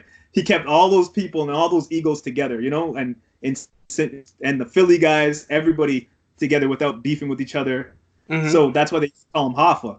And Hoffa did the same thing for the unions, for the mafia dudes, and for the politics. You know what I mean? So I saw the parallels with that, but I didn't know his whole story. So explain that. Pretty much what you said. He was a person in the union. He would do stuff for the union that was beneficial for them, but he was also working with the mob on the side, doing stuff that could potentially harm what was going on with the union. He went to jail for a couple of years. I forgot what he did. I didn't have enough time to do enough research on it. It's in the movie. So the movie shows that he went to jail For fraud, yeah. Yeah. So he went to jail for fraud, and then after that, he just disappeared. No one knows if he died, if the mob got to him, if he left the country and changed his identity. It's just one of those unsolved mysteries, like Amelia Earhart, where we don't know what happened. But since he has such heavy ties with the mob, we just assume that he got murdered. So we can get into that in spoilers if you want. I could give you more. Let's break into that real quick before we go into. No, give your rating real quick and then. I would say this is an important movie to watch, especially if you grew up watching movies like Godfather, The Goodfellas, or any other Scorsese films. This is a phenomenal movie, and it's on those same levels. It was great to see him like putting a movie on Netflix, which could have been in theaters. It was for a little run, but this is a phenomenal movie. I would highly recommend it. And if you can't watch the whole thing at once, it's okay. Just watch an hour. Watch another hour, watch another hour and a half. You know what I mean? Like break it up. It's a hybrid new style of film and cinema that we're not seeing on the regular. And I hope we see more things like this instead of a TV show that we were like stretched out to 12 episodes. It could have been just a 5-hour show that they just put on one block and you just watch it at your pace. You know what I mean? So I would highly recommend this. This movie's phenomenal. All the actors did their thing. All the B actors knocked it out the park. All the C actors who just showed up for little parts here and there, like Raymond, who's a lawyer, he killed it. Everybody killed it in this movie. They all did this like it was their last role in a movie like this by Scorsese, and you could see that on the film, man. I like how they have random black people in the union. I saw like 2 of them during the union speech. They're like, "Hey, I'm here." Yeah. But it's telling, man. It's crazy how, like the wolves, it shows how the wolves run a lot of things, So it's a very interesting telling story. And they answer all the questions that you were wondering about. So you ready to get in spoilers? Yeah, let's do that real quick before we do our next review. Let's get into spoilers right now. So this shows what happens to Kennedy. They give answers to what happened to Kennedy. They give answers to what happened in Cuba and what was happening in Cuba. They show answers to what happened to Hoffa also. These are all alleged stories, but they show how the mafia was involved in all of those moves. Like how the mafia was trying to get Kennedy into power so that he would open back up Cuba so that they could put the casinos like they have in Vegas back in Havana. And then he didn't do that. He turned his back and his brother turned his back on the mob. So the mob turned, when they got the opportunity, they took him out. So they showed that whole thing in this and how Hoffa was having beef with them because they were pressing Hoffa all the time. Hoffa ended up going to jail, but then out of nowhere, guess who got killed? Kennedy. You know what I mean? So, and then Kennedy's brother, because Kennedy's brother was gunning for Hoffa and giving Hoffa like a stroke. Like Hoffa was so stressed out in the movie. And the acting was phenomenal, man. Like they went from like tense to like comedy in like 2 seconds with Hoffa. Like his acting, he still got it, man. It's sad that he's not acting like he used to. But what else? They show the whole story of what happened with Hoffa and how the Irishman is the one who killed Hoffa in a room, and they burnt the body. So basically, that's what happened. Hoffa was not ready. He went to jail. He went to jail for 4 or 5 years, and when he came out, he thought he was going to get back his power position. But the mob was like, "No, we already got a guy who's willing to do anything we say, and we got another guy who's happy to be a part of our gang." And they're making the money now. They're the front of this thing. And Hoffa was both of those things before. And he had so much power over the mafia. He was a partner. He wasn't a worker. Now they got 2 guys who are happy to be workers and make that check. You know what I mean? So, and Hoffa was battling them like, "Yo, I could take you guys out. Do you know how much answers I have on you guys?" And they're like, whoa, don't ever say that to us. You know what I mean? Mm-hmm. And they gave him like a million warnings. But Irishman they made the Irishman because they were best friends. They were like, "Yo, if you're really down for the mob, you gotta take this guy out because we're all not happy about it, and you look like you're involved heavily with him because he's always hanging out with him. He was his bodyguard. If he was black, they would took his ass out quickly. He'd have been done. Probably. The day he got out of jail, he would got hit with bullets. Yeah, but they wanted to take out the Irishman if he didn't take him out because they were like, yo, you're looking like you're associated with the dude. You're always right beside him. Because at first it's a dope thing that they did in the movie where Hoffa would be in the hotel room. They wouldn't sign the Irishman into the hotel with his own room. He would have to sleep in the same area as Hoffa. So he would have a little bed and then like outside, like, you know, a little cot that you pull out, hard ass bed. He would sleep on that with the gun right by his head. And Hoffa would close the door just a little bit. Like, so you'd see just a creak of like the darkness in the room. So he would know. So they did that all the time. So that was a relationship that they built. Throughout the movie, you could see after they would have a big, elegant hotel, and they both had beds after. So like as their relationship built, like De Niro's character had evenly sized bed with Hoffa. So like their relationship was a partnership after a while. You know, you get what I'm saying? And then after he killed Hoffa, he would tell people in his retirement home, like, oh, just keep the door open a little and like a creak open, because he would always feel like Hoffa was still there, even though he knows he murdered him, because everybody just died or disassociated from him. So he would just be like, oh, at the end of the movie, he's like, oh, keep the door open a little, because that reminded him of his bond with Hoffa. I do that shit, man. I don't even know Hoffa. I'm just trying to get on the lookout. But yeah, so he's like, yeah, just keep the door open, and the movie ends, which shows him, like as if it's Hoffa looking at him through the door. So I was like, oh fuck, that's crazy, because like he never shows emotion. De Niro's character is that's why the mob loves him, because he eats everything. Like they're like emotionally, like they're like, we need you to get this guy down. He's like, he'll just look to the side a little bit and be like, he'll look at a wall, like looks like I'm painting a wall. He's like, all right, down for the mob, and you just pull up on somebody, just pop him in the face and be like, so what's for breakfast? You know, go back home and they're like, this guy's great. He just does what we say. You know what I mean? He's a sociopath. So, yeah, pretty much. And his daughter sees that at a young age. His daughter's like, oh, they got his daughter a part-time job at a grocery store. The grocery store guy like grabbed her, like, oh, like this is the story. They said they didn't show it, but the guy like touched her in some way, like pulled her and said, don't stack them up like this. You know, like, you're doing it wrong, or you know. So she came home and was like, Mom, this guy like pushed me at work. Who? The manager. The manager, little Jimmy did that. You know, like that. So then the Irishman heard, and he's like, he did what? You know what his Jimmy job was is. dead the next day. He went and crushed the guy's hand, kicked him in the face. He brought his daughter. He's like, come, let me show you what a cut tail looks like. Let me show you. This is a daddy-daughter, take your kid to work day. Let's go. Daughter was traumatized from there. Daughter was like, this is what you do? He's like, this is what I do, basically, right? So you saw that scene, right? I told you I came in halfway and I watched it at my dad's house, at my parents' house. Okay. Yeah, and then we went to Queen and Slim after that. But I told you the stuff I saw was great. Yeah. That pretty much traumatized the daughter. So throughout the movie, she was just looking at her dad all the time and looking at the guys that used to scare her. Yeah, she didn't like Joe Pesci. I saw that. Like he's like, oh, that girl don't trust me. Yeah, because they're both murderers, you know, and she's like, they're evil. My dad and his friends are evil. But then Hoffa was always nice, like, we're getting Sundays, let's go to the park, you know what I mean? Mm-hmm. I was glad it didn't go to a darker way where Hoffa's touching kids, you know what I mean? But yeah, so she would look at them and she put 2 and 2 together, like, yo, you're acting really weird about Hoffa right now. Like, why? Why are you gonna call his wife? Like, why are you like looking at your watch? Like, I think it's about time to call her now. You know, it's like, why are you doing it like that? So she put it together. So she put 2 and 2 together. I forget the dad I really wanted. You murdered my best friend, you know? And he's like, that was my best friend. You know, but like, they didn't say it, but she was just always like, no, I'm not messing with you anymore. I'm done with you. And that broke his heart. And then he kind of seemed like his body just broke down. Real quick before we finish on this, I love that he was so smooth. He brought his side chick and his ex-wife together. Yeah. Harmony. That's the smoothest shit I've seen in the wild. No drama, no smoke, nothing. Drama. They did it so smooth. I had to think about it for a second. I was like, was he married to somebody else, or is this the same woman? Like, did he just have a side thing on Fridays and the wife time on Saturdays? You know what I mean? And everybody was cool. I was like, yo, it's Swiss Beats. Guy's African. Showtime. I was like, this is the African man, not the friggin' Irishman. This guy had multiple wives. Man over here. Had multiple wives. But they know he's a murderer, so they didn't want to really cross the guy. My guy brought both wives together. The side thing, the wife, and the harmony. Care of the kids, yeah.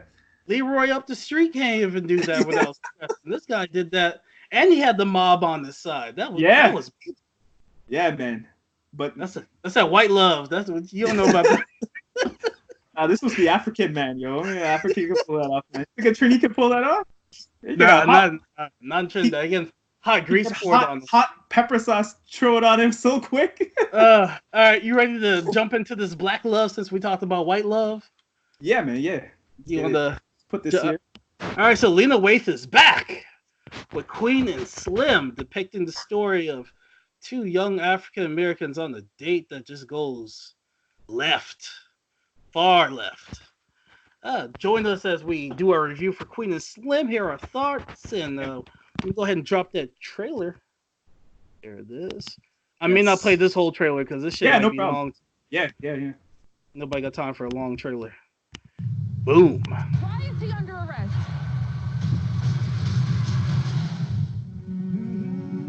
Can I ask you something? What took you so long to respond to me? I didn't feel like being alone. Not tonight. So you turned to Tinder. What made you pick me? I liked your picture. You had this sad look on your face. I felt sorry for you. Damn. You made a playlist? That's cute. Don't go through my phone. So what happens tonight? You're gonna drop me off and then you'll go home, I guess. Oh. Did you think we were gonna have sex? Yes. No. You failed to execute a turn signal back there. Oh, my bad. Step out of the vehicle. I was laughing at this cop. I was like, this nigga You're wild. not. Get on the ground now. Are you serious? Get on the ground! Why is he under arrest? Back in the car! I am an attorney. I'm reaching for my cell phone. You're showing too much. Show the whole movie in the trailer. We must go. Yeah. What if God wanted me to die and I messed up his plan?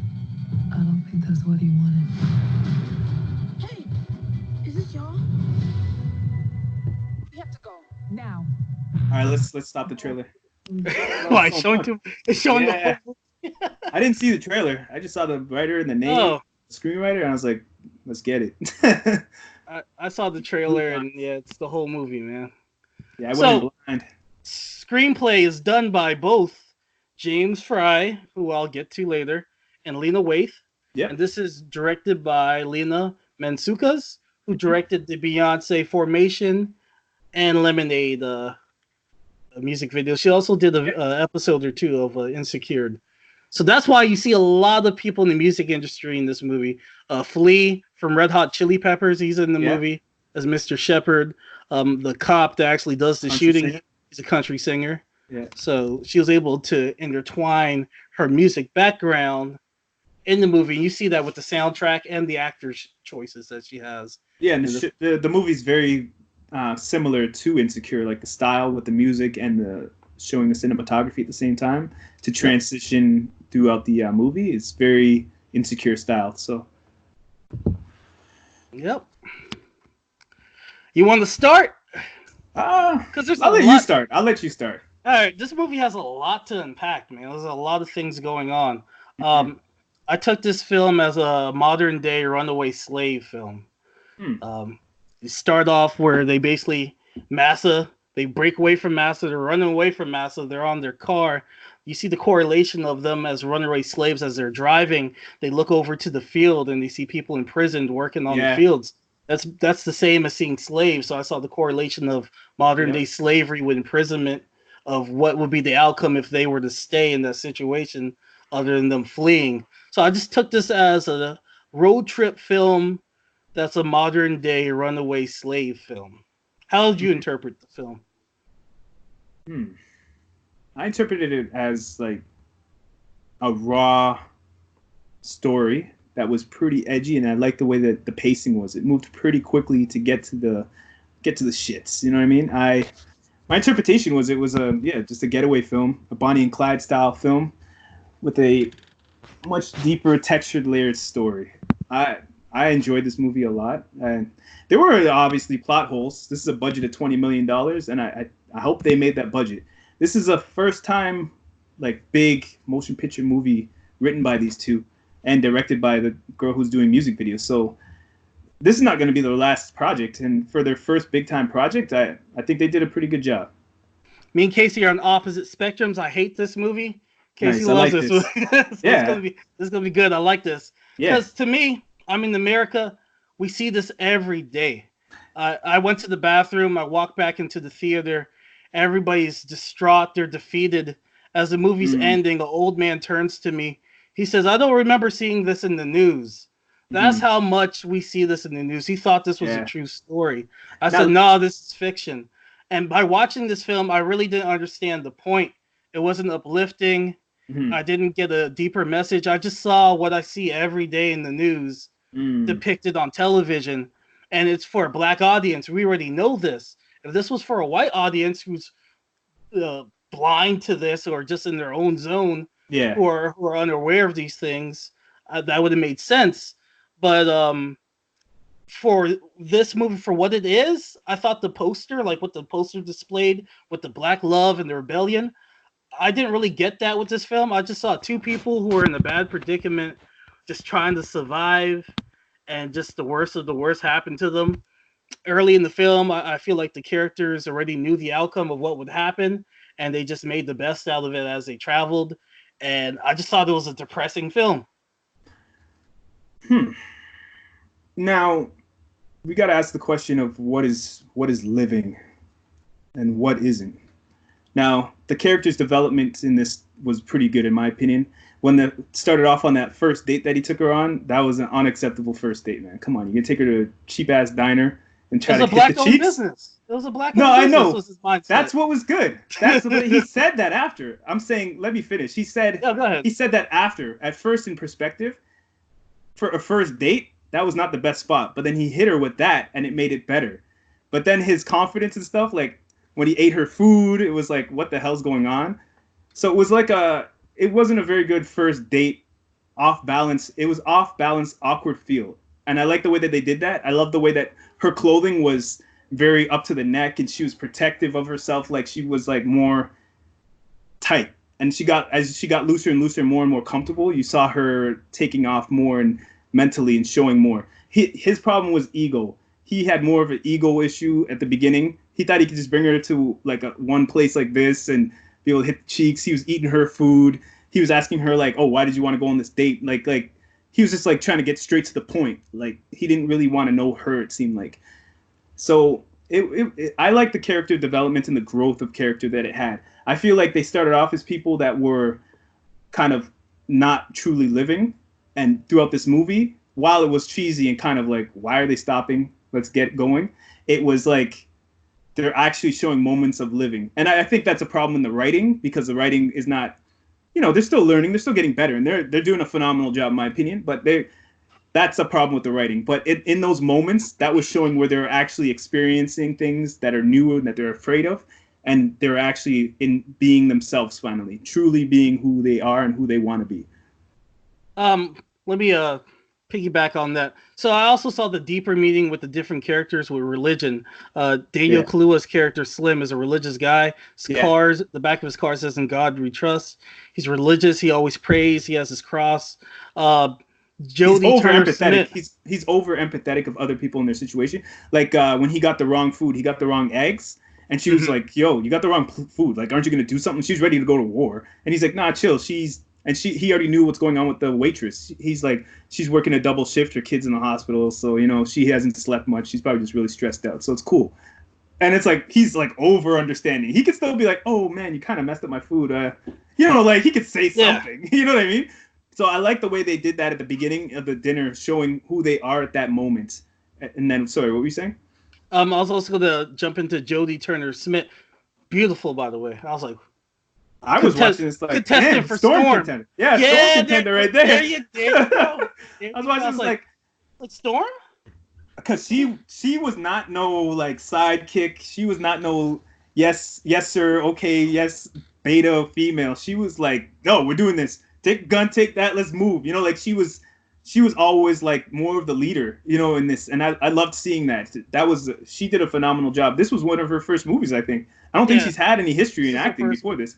She has history in acting and television, not in movies. This is her first movie. Big, Yeah, she's a British actress. With her character, when they're first introduced to her, she's a very one-note, angry black woman. I wasn't really crazy about that. She also has a law degree that she doesn't really use in the film. I was expecting her to be more knowledgeable of the situation and basically have more input on different things that they could do by using the law. Like, oh, he can't get us for this because we did that or whatever. I wanted her law knowledge to be intertwined in the story. It didn't really seem to be so. She kind of just went with the flow of what was going on, and she didn't really use her knowledge of the law to her benefit throughout the film. I don't think she had the opportunity to use the law to her benefit because this situation just fell on her laps, and they were thinking, "What do? We go to our uncle's, and then we go to this point to be able to get out of here." Even in that situation with the cam footage of what happened, like the cops clearly in the wrong, it's kind of 50-50, like they could show up and shoot you, but her being a lawyer, she should be able to, say, I know my rights, I know this, I know that, once the cops do arrive, and kind of, try to talk out that situation. Because this was clear, like, self-defense. And but a lot of them are clear self-defense in real life. But the narrative that the media puts on, the narrative that the media puts is not that. They in the movie, they even said, when it showed the news, they're like, he was doing a routine, like, check. And it was not a routine check at all. No. And he killed a black person previous to that a year ago. And they didn't say that in the media. Yeah. But the people in the streets knew that. So everybody in the streets was like, yo, you good, fam? Go. Which I love that. I wanted to see more pushback. My other problem with the film is there's lots of like negative depictions of black people in the film. They run into like a black father and son. The father is like super ignorant, talking about his side chick and all this ignorant buffoonery. Yeah. Another scene that got me upset is there's a protest and this black boy is arguing with a black officer, which leads to a shooting. Yeah. And with another black officer, I'm just like, why are we showing another? Like, why did he shoot the black officer out of all people? The person that's helping him. That's another negative depiction of black people. So for every hold on. Okay, you're jumping around a lot. Every step forward they took in this movie, they took 2 steps back. Nah, I disagree. Okay. Well, again, you're Canadian. You're watching from the outside. You haven't had a cop pull you over, put a gun in your face. I've had that happen in Winston-Salem. Like, I deal with this stuff on the constants every day in the United States, but the racial tension there isn't the same as the racial tension in Canada. That's not true at all. But I'll say, when I go to this, but I've been to the States a lot, Akil. You know that. When I was in New York, I'll say even story when we were in Brooklyn. But you're not in the my South. Brother and Chico. No, don't keep creating these lines to be able to make definitions. Let me talk. Go ahead. Like my brother and another family member of ours, they got guns pulled on them that night. That's one night. Like we were just out and they were driving. They got pulled over. Cops just flew through the parks with my little cousins just playing. In Canada, we see cops pull people over, take them out the cars in East Side and beat them up. That was happening all the time here. There's a lot of discrimination here, black versus blue here also. But what did the father and son add to the film, though? He was written as another layer of black people, which was a comic relief. Yes, which is another unfortunate real layer of our culture. Another black ignorance, and then the other scene with the black on black shooting each other. What is that about? This problem is on both sides of culture, and if we don't fix it, there's a chaos and a ball of confusion. And that kid is a depiction of that ball of confusion because he's looking at the cop and he's not seeing a person, he's seeing a cop, and he shot the person out of this confusion that's happening. That's what's saying we need to grow from this type of stuff, or else we're going to have this continuous ball of confusion. That sounds like white propaganda to me. It's not white propaganda. Let's talk about some of the screenwriters. So one of the screenwriters is James Frey. Are you familiar with James Frey? Nah, I told you to look this up to tell us about it. So he's an American writer who had a memoir called A Million Little Pills, and another story, I think it was called From Leonard. So it was a memoir about being on drugs and depicting the street life, and it caught the attention of Oprah. And they're like, wow, you really know about this culture and the street life. This is a wonderful memoir of you being triumphant and overcoming these dark things. So she gave that book one of the Oprah Books of the Month, and it became a bestseller. A couple months later, you found out that it was all fictitious. He made everything up. It was all a lie. So she had to come out with a rebuttal and say, hey, I'm sorry that I told all you guys to buy this book. It's not true, blah, blah, blah. So fast forward to this movie. This movie, the first screenplay was written by James Fry, Mhm. but due to his sketchy history, he gave it to Lena Waithe, who then jumped on there and added some things and spiced it up. That's why the film starts off in Ohio. He's born in Ohio and he Okay. knows a lot about Ohio, so that's why the story starts in Ohio. So it starts from Ohio and they travel to Florida, and their end destination is Cuba. Yeah. Now, I feel like a lot of the middle and the end is Lena Waithe, and I feel like a lot of the beginning is James Fry's original his original concept of what he thought it would be. And what's the problem with that original part of the movie? I just felt like there's a lot of buffoonery with some of those characters brought in. I like the characters later on in the film, like the character in Florida. I like that. I like the cop that they showed later on in the film. What about the first cop, the sheriff? What'd you think of him? I thought he was okay. He's from the beginning, right? Yeah, I thought they could have did more with that. Let's talk about his character and his standpoint was in the movie. You don't know his intentions with that. That's what I'm saying. He could have. You didn't let me finish. He could have been one side, just trying to manipulate them, or he could have been on one side, empathetic with what their situation is, anyways. So it was a gray area with him. And as we moved through this movie, I felt like it was pulling you a certain way to assume things by race and culture. And while they're pulling you, they pull the rug after in the end.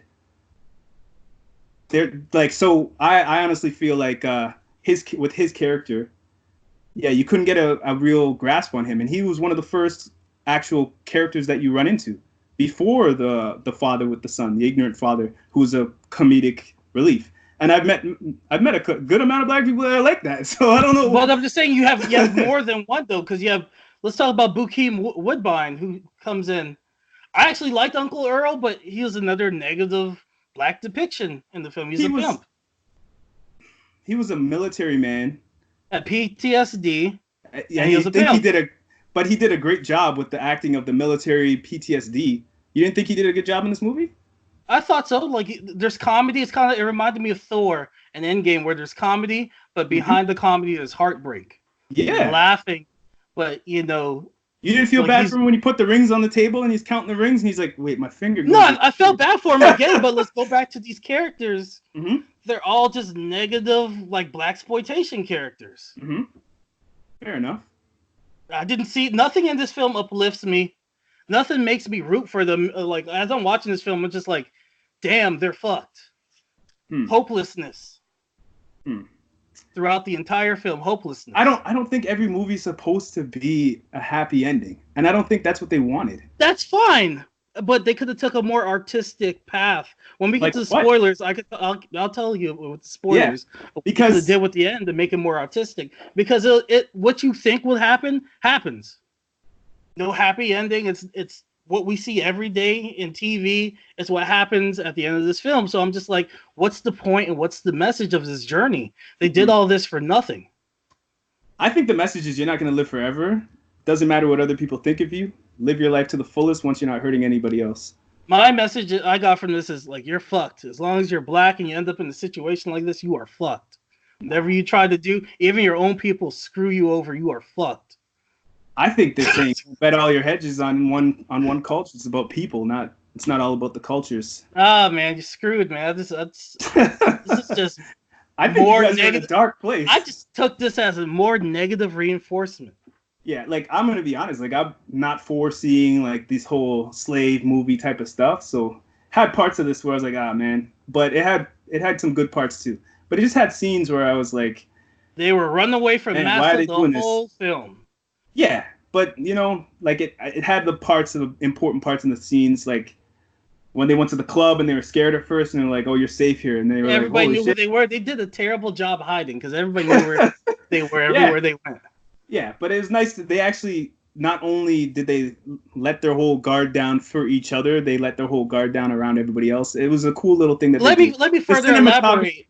Hold on, before you get into all that, the cinematography in this, the lighting was great when they were going to the small club.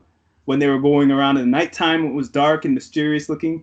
When it went to Florida and it just went daytime and everything just looked real. Like everything looked more realistic at that moment. Like something felt weird about it because the movie had those slow-mo versions. It had cool effects where they put the GoPro on the door as they open and close the door to keep everything like ajar. Like, what's going on? Should they be getting out of this car? It seems very intensely looking at a horse right now. You know, like, but you still gotta live. No matter how hard things are, you still gotta be you, and you still gotta live. So get to your propaganda talks. I'm not talking about the propaganda. So I'm gonna relate this to something like Birth of a Nation. With that film, it has a message. You're watching somebody who's been beaten and broken, and they're using the Bible against them, and then he turns and uses the Bible to basically give the people a message to fight the oppressor, and he tries to beat the oppressor, but at the end it ends up being his own people turning against him that leads to his downfall. Yeah. And there's a message at the end because even that person that turned against him, he learns the wrongdoing of what he did and ends up becoming a fighter in the Civil War, and bam, there's a message within all of this. This movie, same kind of concept, but no message. It's just damned if you do. If you stay and you wait for the cops, they might take you in or they might shoot you. If you run 50-50, you might make it to your destination, or you might, trust in the wrong Negroes that are going to get you shot. I think there was depressing. I think there was a message. I just don't think it was as powerful as movies that you've seen in the past. And I don't completely agree with what I believe the message was. And I guess we can get into spoilers and talk about that. But I enjoyed the film. I thought it was good. It had some really cool parts. Flea was cool. Mm-hmm. I liked the music. That's about it. The soundtrack was great. The soundtrack was pretty good. What else do I want to say before we get into spoilers? I honestly think this is a movie you should watch. I don't know if you should expect so much from it. I didn't expect that much from it. I didn't want it to tell me a story that deep. I wanted I saw the poster. I thought while they're on the run, they're there would be a moment of either she's like, screw this guy, I'm gonna run off without him. Because while they were at the club, I was kind of like, is she gonna sneak off with the car without him? And create some type of tension. I was looking for that. Or I was also looking for a point where they're just like, I know I did nothing wrong. Screw these people. Let's embrace this image that they're trying to portray against us. And let's do our thing. And let's go out as a martyr. Because throughout this whole film, they're just kind of scared and on the run, like runaway slaves. And finally at the end, they kind of embrace who they are, but it's too late. And they really didn't do anything wrong. So why, I feel like there should have been more discussion, and it seems like there were, with the TV stuff and the news, but you don't really get to see that because they'll they'll start playing some of the radio, and you're like, oh, these people, this and that. If we heard more commentary, because clearly they weren't in the wrong. There should have been more protests. There should have been more pushback. There shouldn't have been as much a damn military force against these two people who were clearly not in the wrong. Maybe tensions were risen after they kidnapped, because they put that cop in the trunk. That could have been the point where they really risen the tension. And then they made a lot of dumb stuff, like Daniel Kaluuya's character giving this country ass dude this gun to hold. I'm like, yeah, that was problematic for me. You gave this damn opioid addict over here your gun? Take that scene. I was gonna say that in spoilers, but that scene right there was problematic for me. I was like, this whole scene is stupid. Okay, I get they're trying to say America is a gun country and everybody loves guns and all this type of stuff. But why is he giving the gun to the guy? Even if he took the bullets out and unclipped the other bullet, why are you giving the gun to the other dude? That made no sense whatsoever. And then the whole money thing, the money was it was a big optics on where they're going, but it was too simplified because they were like, oh, we got to give him everything we have. It's how is his expectation of what he needs on par with exactly what you have in your pocket $5 Do you get what I'm saying? Yeah. It was too this is more linear to create a better story, but it wasn't. It was at the downfall of the actual realistic impact of it. If the kid everybody has cell phones, you should be getting your voice out there to say, this is what's going on. We didn't do this. You know what I mean? More. You're seeing that people are supporting you in the city. You're seeing that you have protection of some sort. You know what my favorite character development was in this film? It was the old man at the mechanic shop. Yeah? He was in the movie very little, but it had so much development at the end of what all happens. You really saw how Queen and Slim touched his life. Yeah. But you didn't see how he touched his son's life, and how he touched his uncle, her uncle. I think the son was just easily influenced by the media. Just got lost in the sauce. He's just like him meeting them was like meeting a rapper or somebody, yeah. and he didn't really fully understand what was going on. That's why he put himself in the situation he was in. So I'm excited to see what else they got coming. These the director. I want to hear other people's thoughts on this and what they think. Me too. Yeah. I gave it a 6. Casey, what you're giving it? I give it an 8. 8.5. Right.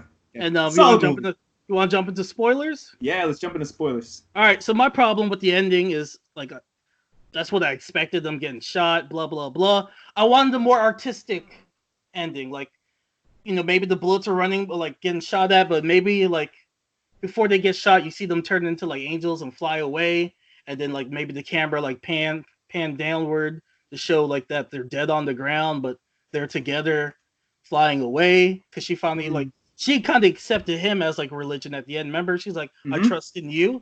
Like maybe they did a play on that, or maybe give me like a false happy ending where they do make it to Cuba, but then hit us with the harsh reality that they died, and in their mind they thought they were in Cuba as they were dying. Something or just some Negroes getting shot up, because I see that on the news all the time. Okay, so in this movie, he talks about his grandfather and legacy, and how his grandmother kept his grandfather's legacy alive.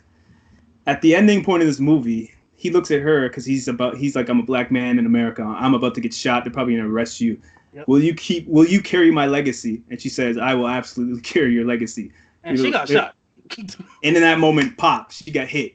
So he was like, what the hell? He's like, so I'm what done. he did was carry her towards the police. Like, this is what you guys did. This is your response. You were responsible for this. And he's carrying her as if it's the legacy of this moment of what's happening. They're immortalized forever and inspired thousands of people. A mural, like nothing happens though. There's no backlash to the cop. They're just like, we're gonna put a picture of y'all niggas. I didn't get to finish. But I'm saying, go ahead. Yeah, they are immortalized. But then it's like, at what? What are the people doing? So we didn't get to see that. That's why I'm saying it was a good message, but it just wasn't. It didn't like show the aftermath of that happening. It showed the guy who was counting the money. And obviously he twisted it. He turned on them, and he just drove them to a got shot at the end.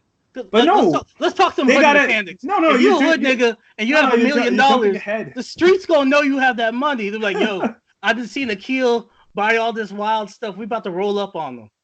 But they're showing that for the people that are twisting on black people. Those black people that are twisting on us, that are like, when we're trying to do something right, and they're like, nah, you good, you're on your own. It's like, in real life, like, yo, let's put our money together and make up offices and rent out the offices and make pizza pay for space. Slave mentality, Casey. But they're like, no, but this movie is for those people to see and be like, shit. Them niggas ain't seeing this movie. They ain't watching this movie.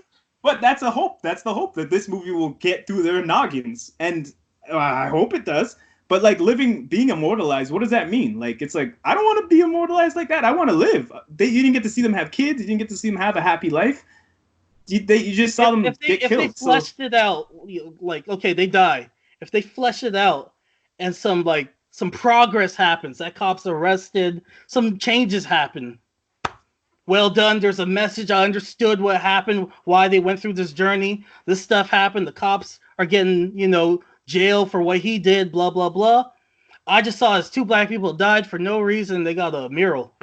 Yeah. From what they showed us. Mm-hmm. From what they showed us. They were immortalized, and they inspired all these people on the streets to be fighting back against the police. But it's like, where did that go? Because it caused a ball of confusion. Like I was saying, the kid was looking at a cop who's a person also, and he just saw an enemy. Another black man. He shot another black man in the face. Yeah, so it didn't create. It's showing, like, if we keep going on this pace that we're going, just like that movie, the KKK with Denzel Washington's son. Yeah, it's like we're only doing this over and over again. It's like that movie, but it's not as good as that movie, in my opinion. The message is not as strong, but it's a character development story. And I went and saw this movie. If I was a white supremacist and I went and saw this movie, I would have been having the ball, be like, they shot there, nigger, yeah! I have been dancing, and then when the black boy shot the other cop, be like, whoo, there goes another one! Yeah. Woo! 2 and 10, baby, we doing great. And then at the end, Nothing happens. 2 other black people get killed. I'm leaving the theater happy. I'm smiling. I'm grinning. I saw people leaving the theater like this. It's like, we can't win. Damn, man. That's My theater was so defeated. What was your age range? My age range was like from 30 to 50 in the theater. Yeah, mine was around the same. Mine was like 20s to 50s. Had some old people in there. I had like a lot of like 30, and then old people like I told you with the old man. He thought this was a real story. And I was like, no, like that's how much we see this shit. I was like, no, it's not real. Yeah, but that guy's gotta read a book though. The old man's like, no, this ain't real. He's like, I don't remember seeing this. He's like, there's so many of them to keep up with. I was like, that's the sad thing. I was like, there's so many of them to keep up with. I don't remember seeing that one. I'm like, nah. So yeah, my theater, like, yeah, but you can't keep just watching this stuff happen. That's what they're trying to say. You got to get involved. Well, we see that in the news every day. Like, my problem with this, you got to change the story in real life. That's what they're trying to show you in this movie. We have Black Wall Street. We do all these things, and they burn it down. I know. It's not like we're just here doing nothing. Like, we try. Same here, man. But you got to keep hoping, keep moving forward. You got to keep moving forward with the right. And you got to eliminate those guys, those people that will be on your side and be an ally of your race and turn on you when shit gets hard. Not all kinfolk, not all skin folk is your kinfolk. Exactly. And that's what this movie's saying. Because they did a genius job of pulling the rug. In this movie, they pulled the rug with your expectations. They basically showed, okay, they went to the black club. They were good. Everybody was supporting them. Oh, shit, black people were supporting them. They went to this other spot. The gas station guy was like, yo, I love guns. I love y'all motherfuckers, man. Y'all good. You know what I mean? Obviously, he put those newspapers up this morning. So he knew who he was. He let him go. So he's like, okay, some people are rocking with us. Saw other black people. Fixed my car. He's not fucking with me. His philosophy's different. His son loves us. So it's giving you this expectation, like, okay, the cop opens the garage door. Black cop opens it. Let's talk about that, because girls would say that dude is the cornball. He's corny. I ain't trying to talk to him. He was the winner. And now the hood nigga with the gold, the guy that they're like, oh, I'm gonna talk to him. He was the coon that turned against his own people. Yeah. And let's talk about that cop. He said, did you hear something? I think I heard some crying or something because he heard the girl fall and bust her shoulder. He's like, no, he's like a deer or some shit like he said. Yeah, so then he was like talking to the bigot cop, and the cop was basically saying, oh, like you're all animals or something. So when he went to open up the thing, he let them out. He said, oh, it's just a deer. It's just an animal I let free. Basically saying, like, yeah, I just let these people go, but you're a bigot, so you wouldn't even understand what I'm saying. You know what I mean? You wouldn't see them as people. So he basically told them what he just did, but he said, oh, you call us animals? Okay, well, I've just let the animals free. How you like that? That was funny. I was talking to my dad, and he was like, in real life, that black cop would have told on them because he wanted to make sure that, I'm down with all the other officers. I'm not just, with the black people. I want to let you know I'm down with the blue. But back to my point, though. All this was to bait and switch you at the last minute to make you have, oh, this black guy's coming with a shotgun in the car. He's just, okay, this is a crazy guy, but he's probably got their back. I ain't trust him because he's from Florida. I didn't trust him either. I didn't trust him when he said, oh, yeah, I'll drive you to the spot. I got you, though. And then when he answered the phone, he said, oh, they got to pick you up tomorrow. And then they're like, what? And he's like, oh, the guy is going to fly you out tomorrow. No, we got to go right now. Oh, okay, let me make another call. Yeah, let's go right now, an hour. And it's like, wait a minute, what? You know what I mean? Like, no way you can have a plane ready that quickly. So I was fishy from there. I was like, no, something's not right with this guy. I would have did like Elian Gonzalez. I would have been on a tire, swimming my way to Cuba. If I drowned in the process, it's better than getting shot up. I would have Elian. That's where my thing was. They put too much hope in other people in this narrative. Way too much hope. Like they were around the house with the prostitutes and stuff, and I'm like, yo, these prostitutes are in it for the bag, man. Like they could sell you out any minute. Any minute, yeah, because they're like $250,000 each. So yeah, that's $500,000 once you turn both of them in. The wife with the rock star guy, that part, I was like, oh man, they're way too trusting. They're hiding under the bed right now. Like that's so trusting. And where did that character go? Like they were just waiting under the bed. You'd think he'd come back and be like, yo, y'all got to get out of here. Let me drive you, hop in the trunk. Probably under watch or something. I don't know. Or maybe he was on the station. Yeah, I don't know if the cops took him or something. He was gone. He was just gone. So I saw that as a hole in the story right there. So like they didn't give him no warning, no nothing. Like, okay, when you like obviously, okay, if they know to move the things under the bed, like the way they did, they would have given them a game plan of some sort. So if the cops come, this is where you guys go to hide, right? So why wouldn't he say, this is where the keys are, I have this underground area, you know, like this is that. They didn't know where the car was. They were like, how do you guys know how to move this thing under a bed carefully, but you don't have a Casey, game I have a plan? question for you. For you. Since you're living in Canada right now, you think they would have been better off running to Canada instead of Cuba from Ohio? Think they would have better chance of doing that? They're closer. Nah, Canada would have just pushed them back. And like, Really? nah, you guys did the crime. Or some bullshit like that. They wouldn't have let them cross the border. It would have been like Handmaid's Tale, where they could take a refuge in Toronto. They would have to cross it like Manitoba or something where nobody can see them cross. That'd probably be a better bet if they went up that way, went through Detroit or something. I would have went to Mexico. Nobody's running into Mexico. Yeah, they could have did that too. And there's a whole lot more spaces where they could go by. And also, like, I know the map. Like, I saw where they were going. Like, because I did the drive down south a lot. Mm-hmm. And I was like, why the hell are they going that way? They should go this way to Texas. They would have been gone. I would have went to Mexico. I was like, it showed them on the Gulf of Mexico, and they're going down that way. And I'm like, okay, they're going from New Orleans to Florida, but they should have went the other way around and been like, yeah, we can't really trust this. Call the uncle and be like, yo, this guy's not here, you know, something, and then flip it back.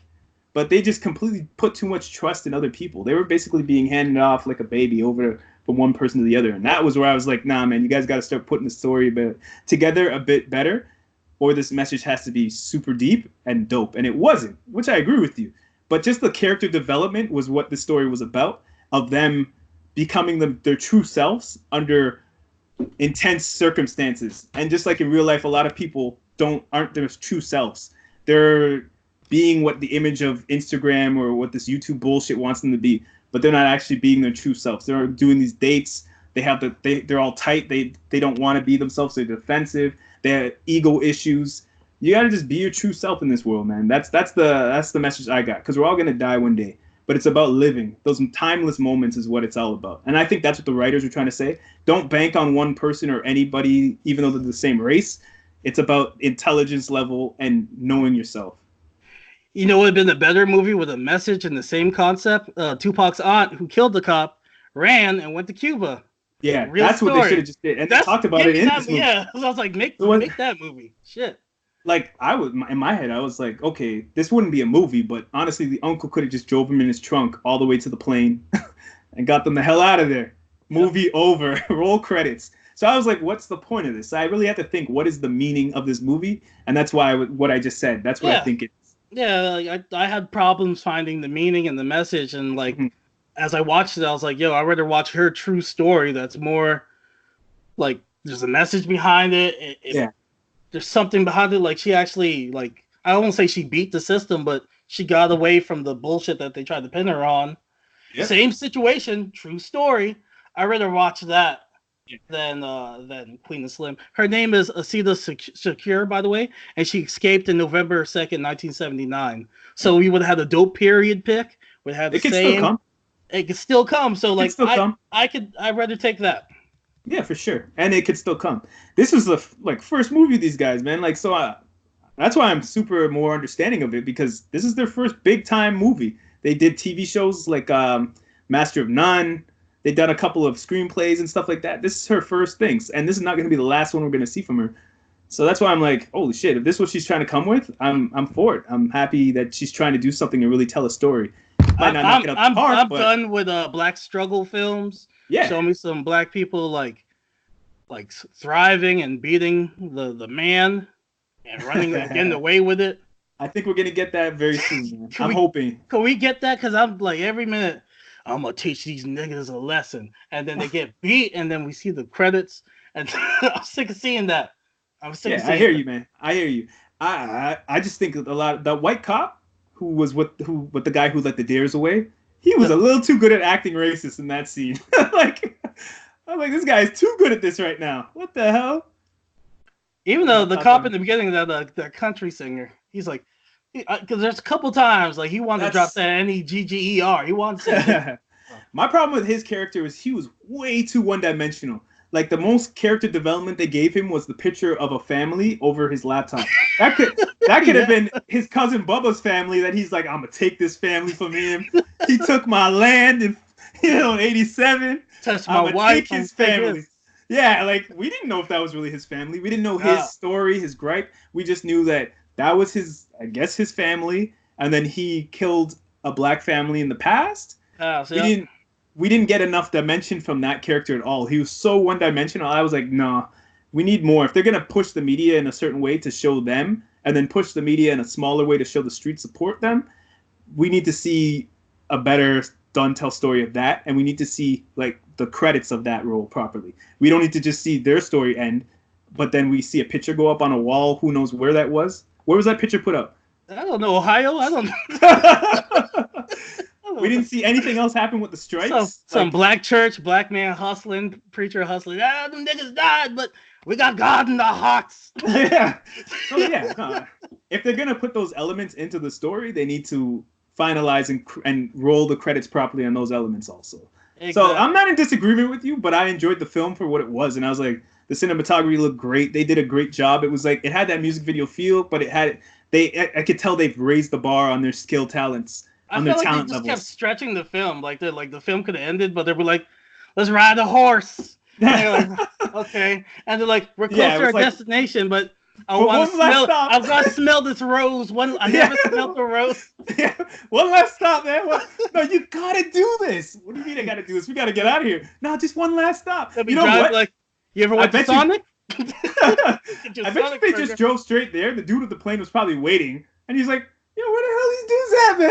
I don't got all day." And they ended up making a 8-hour trip into like a 3-day drive. So then this guy's like, yo, I got a family to take care of. I got my kids at home. I can't just, so he just took off. He went back to Cuba probably. I feel like they should have killed Florida, man. Like the minute he gave them that weed, and he's like, y'all gonna need this. I was like, for what? I like the part where he's like, live your life, sis. You good, baby? That was funny. But I knew he was bad. Yeah, I didn't trust him either. I was like, what the hell? Dudes, man. Like, you better off with them nerds, them squares. No. But I'm just saying, I'm not trusting nobody who's going to put a gun in my face. I don't trust hood niggas with gold teeth. I have gold teeth. You don't trust me, motherfucker? Where's gold teeth? I was looking. I'll wear them next podcast. But... All right, your schemes. Don't trust KC either. Scheming, man. And he was from Florida? Nah, I ain't trusting Kodak's people. That's Kodak's cousin. Boy, discrimination from Akil. I sure am. Shit. You can't. Hey, catch you in Disney World. Harriet Tubman didn't take all them black folks. Now all of them were ready. You gotta leave a couple. That's the movie saying. That's what the movie saying. You gotta leave a couple of these niggas out here. The mechanic was kind of in the middle. They were on one side. The mechanic was on the middle. He changed though by the end. He was crying and stuff. He's like, I lost my son. And 2 niggas. Did he change, or was he just like, you motherfuckers are responsible for this? I don't know. It seems like he was touched by them dying. Killed. I don't know. They didn't end it very well for his story. Again, that's my problem. He dropped a tear, but we don't know if that tear was like out of frustration. Like, these kids came here, I helped them with the damn car, and you got my kid killed. He overcharged them. He was being an asshole. Oh, hell yeah. He looked at that thing. He's like, yeah, it's about to be $2,000. Looked like they got about $2,000 in there. Nah, okay, give me $2,500. Is that $2,500 they had? I thought he was just gonna be like, you know what, keep this here. I would lie and be like, all I got is $1,000. Give him $1,000. Yeah, and he knew who they were, so it was like, come on, like, really, you're gonna give him all the money? They didn't have to rely on that, dude. They could have got like a boat. I stole a boat or something and took my chances out at sea, or I went to Mexico. They could have just took a whole nother car. Like, you're already jacking cars. Just take another car. You know what I mean? Like, that's why I was like, really gonna sit here and get your car fixed for $25,000, and you're taking a picture with the address and the name of the place on right behind you? Like, that's why I was like, what else is sketchy is that they waited so long for Florida, man. By that time, I would have drove, because the cops are like slowly catching up to them. Yeah. That was hours and hours of them like, all right, we zeroed in on their position as we've been waiting here. Steal a boat. Like, steal a boat. I went to the dock. New Orleans. It's dark. They're black enough to like turn into silhouettes in the darkness. I would have used my blackness as a count. Yeah, like, come on. Like, it's not like they went to Florida in like Key West, where it's like right there and you could see Cuba. They were like New Orleans, Florida border. You know what I mean? Like, yep. They're in like Tallahassee or something, or Tampa, like that area. You know what I'm saying? Like they weren't. They still had to go down the coast of Mexico, past Napa. Damned You know what I'm if you saying? do, damned if you don't. Nah, they're immortalized forever. But what is No, that? they're really not, man. Because another Queen and Slim gonna get killed, and the next week they'll be like, "We gotta put up another mural." Exactly. So it's always like, come on, man. For Keisha and Tim, we gotta put one up for Keisha and Tim. That's now. what I'm saying. What's being immortalized really mean when it's Nothing, on the pillars of none? Yeah, it's like people aren't gonna really stand up and do nothing. So what does it really mean? So yeah, the ending needed. That's my biggest. Like, if they ended it on a strong note, I've been like, all right, I understand the message. Blah blah blah. So what? Like, but since it ended, so I was just like, it's kind of like you talking up all this game. You're like, girl, I'm gonna tear that ass up. I didn't hear any of that game. I didn't hear any of that game. Hope you're ready for all this, girl. I'm about to slide it on you. And then you last 2 seconds, and then you're just like, it was the experience, girl. It ain't the journey. Yeah, I didn't see the trailer. I just heard who wrote this and who directed it, and I was like, okay, we gotta go support this. So they hyped us up like this is the Black theater. movie of the year. Like I didn't see none of that. I just saw who was doing this. It's their first project, so I paid the money. I went to see it in the back of the theater because you know how they do black movies here. Oh yeah, small theater. I was like, nah, fuck that. We're going to support this movie. I went to support it. Didn't see the trailer. I just heard the synopsis of this movie. Went off of that. So I was like, okay, they got to the shits quick. This movie's raw. I gotta give it its props for its writing. It could be better, way better written, obviously. The cinematography was nice. It was a little bit above level of a music video, but it was a cool movie. I didn't dislike it. I walked away out of the theater like, damn, shit. It was okay. It was all right. I didn't dislike it. I don't need to see it again, but it was a good movie. And you walked out like, man, fuck this shit, man. I walked out. I said, this is depressing. Yeah. Movies like black people don't need to be seeing a bunch of stuff like this because it's not good for their mental health. Go watch Dolomite Is My Name. Watch a nigga out here shining and winning. Go ahead and watch that. Go watch some motivation, man. Like, this shit ain't motivating me to do. What do you think the end game was for this, for their writing? And from what you feel of this movie, what do you think their end game? The end game for this movie, because of the situation, it's not going to be happy. The end game for this movie, how you ended on a good, like, you stick the landing, would be, like, maybe artistic death. And then there, the outcome, you gotta go more into the ramifications of what they did and how it impacted their lives. Not just the mural. The mural's good. You can have that at the end, but you got to dive in deep with what happened to the cops, et cetera, all the lives they touched. Also, would have benefited of additional media coverage in the film. Like, the movie purposely, like, make sure that you don't hear a lot of the media coverage. Like, a radio will be going and they'll be talking about their story and they'll take it off. I felt like that was detrimental to the film, because if we heard more of the back and forth of community saying, no, they're innocent, that cop's a bastard, that cop did this and that cop did that. Yeah. Like, if you saw more of that, they would have been like, whoa, like, we really are like a symbol out here. But the only thing we got was word of mouth and then that protest. That was it. Like, we didn't really get to see the full media coverage of everything. But I mean, gang of it. I mean, outside of this movie, what do you think the intention of the writer, and what do you think they expected people to walk away from this film with? Fuck up their Thanksgiving, make their Thanksgiving terrible and sad. So you don't think the writers thought they had the deepest of stories or something like that? Black love can't survive. They're killing us. You don't think Lena White had a deeper story, like, or something she was trying to do with this movie? Hell no. Ruin my holiday. Make a nigga sad, man. Eating food like you eat your food. Turkey got carved up like you cried. Like ancestors are past. They were so close. Yeah, man. That nigga with the goat. I saw my Facebook status. I was watching people writing. One guy wrote, "You can't trust these Florida niggas, man." I told you. Yeah, what was the like response from that you saw on Facebook or on the internet of this movie? The sadness, anger, and people saying it's not that great. I'm just like, whatever, I'm gonna see it anyways. Yeah. I saw more sadness, frustration, and I saw a couple of people that were like, I loved it, but the overall, I wouldn't say loved it. I know one guy that says like, it's the best movie of the year. I'm like, yeah, he's stretching, bit of a stretch, but overall, I've seen people, I think they overhyped it in our media. I'm not sure how they did the coverage in Canada, but here, like, they're like, yo, this is the film. This is like black people standing up against the white man and taking control. They killed this guy and they're not standing up. They're not getting no. They ain't taking no shit. They taking no shit. They hit the streets. Yeah. They got the form of movement. They got because after seeing the trailer here, that's how they made it look in the trailer. Yeah. They make it they ain't taking no shit. The streets got their back. You know, so it's like how the hell are they gonna? How are they gonna handle that situation? Maybe it would have been better. I thought they were gonna die on some like power to the people. Yeah, you know, maybe they should have died halfway through the movie, and then the story goes from the sheriff who had the cowboy hat to the boy's father. You know what I mean? Like the story expounds on those characters after. I don't know. The trailer lied. Yeah, they made it look like it was about to be like we ain't taking this shit. Either that, or they're gonna go around like beating up racist cops, or they were just scared and on the run. Like she really didn't like Slim until the end. Like she kind of was just like, I'm about to die, might as well get some. It's more of a character study than a actual like political message that they're trying to send or a race message.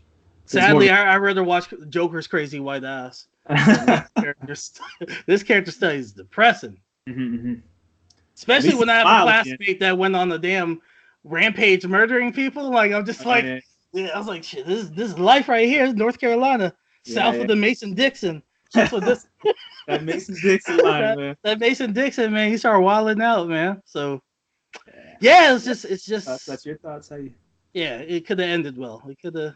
Do you see what I'm saying though? Like with the ending. No, I see what you're saying. Had like a more artistic ending than just like we're gonna shoot. It was artistic, but it just didn't hit the landing because the whole carrying on my legacy and him carrying her was an artistic message, but it just wasn't deep enough for the everything that they pulled up. Like you can't pull characters up and pull things up and then not do anything with them just to develop characters. Because then that's like wasted fodder in a story. You get what I mean? And Slim was an idiot. Like his dad, like when he's talking to his dad, hey, by the way, we're at this like he had to like hang up like the dad was like, it's like, why are you even calling me? Like Slim didn't get smarter throughout the film. He was a dumbass the whole film. Slim, it felt to me like Slim he was lost over his head, but he lost his faith in religion like throughout the movie. Because he was like telling the story of where did babies come from. Remember before he was highly religious, and then he ended up just saying babies it just comes from fucking. Like he no longer believes. For message saying that black people shouldn't be tied to religion. See, like I'm saying, like there's hidden undertones to the film. Like I saw the slave comparison. I saw the slave comparison. I also saw the shackles of religion with black people comparison throughout the film. So I don't know. There's a lot to unpack in this film. It's not a terrible film. I'll say it, even with the sleight of hand LGBT support that they put in this movie, without people, some people did not even know. Some people. Uncle was with a transgender woman. Yeah, and they did it. It looked so natural. It was so well written and so well recorded and done that most people probably didn't even realize what was going on in that moment. So, I liked that scene. I was like, what the gay agenda? Huh? It's the gay agenda. I'm done. They began so mad. Bro. They were pushing something in there, and it had nothing to do with the story whatsoever. But it was slick, and I like the way they did it in this movie. And I was watching it like, oh, I'm about to get Akil's ass with this one. No, you gotta show like I gotta find like some racist country dude and show him that girl like she fine, ain't she? And then they get him in a minute and be like, "You're gay." No, I ain't.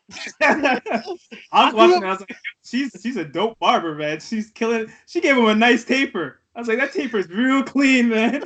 I ain't seen no. I don't want to be generalizing, but no female barber ain't give me no clean ass taper like that. Oh bro. Snap! That's how you knew. I was like, she did the one girl's hair, okay, but then she gave dude a nice clean taper and cleaned off his beard, clean. Like it ain't easy. That's a nice little okay. Yeah, his facial hair was clean off. Like that was smooth. He had a smooth shave and a clean taper. I was like, he probably had a nice blade where she just. Yo, that cut was good, man. A good cut, yeah, and her cut was good. She looked better with the haircut than she did with those with the braids. She looked amazing. Her neck was showing, her back muscles were showing, her whole character changed. She was taller than Slim, so she's looking down on them all the time. Her acting was kind of crappy at first, and Slim, but it stepped up later on throughout the movie. It got better. But he seems like he's like him, but he kind of puts nuances of character in it. But he needs to step his acting up a little bit too, in my opinion. I wanted to say that before spoilers. Her British accent came out a couple times. In my opinion, honestly, knowing a lot of American people and family members, they didn't have that American like energy. You know what I mean? Like watching it, they're more like just stiff. Like even in the date, they weren't like more like, you know, sitting kind of away and just, you know, when he took the food, like it was the American cockiness. Yeah, he had it for taking the food and asking questions to get to the point. I just want to get the slamming, but he didn't have it like when he was there, like, yo, what time is it, man? What's going on Instagram? Like he didn't have that modern American vibe to him. You know what I mean? It felt more stiff. Both of them. He wasn't an asshole like Akil. That's all you're saying. But nah, it was cool though. It was a cool movie. I enjoyed it. It's a clipping noise I'm hearing in the background. Is that you? That was me. I'm sorry. Yeah. Okay. I got to see her titties, and that was the highlight of the film for me. I went to the bathroom because it's like, this shit getting too depressing for me. I'm gonna get some popcorn, and then I walked in, and then I just saw a titty slapping on the car, and I was just like, this is the moment. This is where it finally happens. I was like, man, that's nice in the South, man. You could just be buck naked outside like that. And then they'll go back like they'll flash to the protest. I was like, I ain't trying to see all of that, man. Yeah. It's like I'll go outside if I want to partake in that. I see them titties. Well, yeah, it's a deep question, but like, what's the next step? What can we all do? You know what I mean? So, this movie open those questions to these people that are throwing under the bus? Make you sad. You'll be having a face full of mashed potatoes. Is this truly the definition of immortalizing of a good thing? Because I don't think this is a good thing to be immortalized of what they call it. I'm trying to have a family. I'm trying to see my kids prosper. I'm trying to prosper myself. I'm not trying to see nobody get killed and say that's immortalizing and putting a picture on a wall, putting a little painting mural on the wall. Come on. Yep. They're like, these slaves ran away from Massa. Then Massa finally got them and gave them a good old lynching. Now y'all see, I put a picture of them so you know what not to do. Don't be like them two niggas. That's how I took this film. He should have at least like the girl who shot the girl by accident. They kill her, and then he picks her up, walks carrying the legacy. The cop should have like we're innocent or something. Yeah, the cop should have put the guns down. The helicopter should have been recording the whole thing. Like helicopter news reporters show up, and you see him actually put the body on top of the thing, you know. And then I don't know. I'm not writing this shit, but I'm just thinking something could have happened better like that. He goes. Some message should have happened at the end. Tried to come with a message, but it just that whole legacy thing dying is not a good enough message. There ain't no message. It's just like, damn, you just want black people to die. Shit, man. I think it was like this. Can we get a happy ending? Damn. We gotta make those movies, man. We did make this movie. No, I mean me and you. It's like, damn. Me and you. Yeah, man. I think this wraps it though. This wraps 2.5 hours. So Casey, we gonna make that Shakira movie where she in the '70s film where she kills the cop and she goes to Cuba.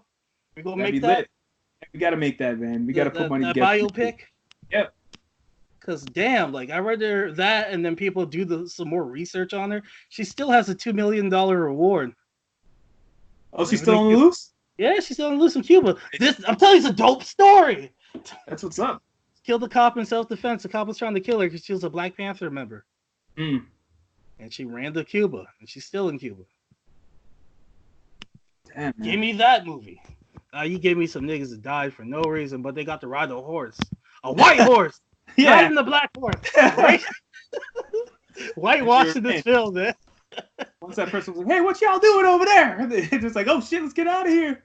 Black people dying, white horse riding. That's what this was, man. The black horse wasn't good enough to ride? Yeah. Hell no. It was a cool movie. It was alright. Depressing. Give it an 8. I give it an 8. I still at 6, man. Y'all trying to get sad? You trying to mess up your day? You had dreams and aspirations in life.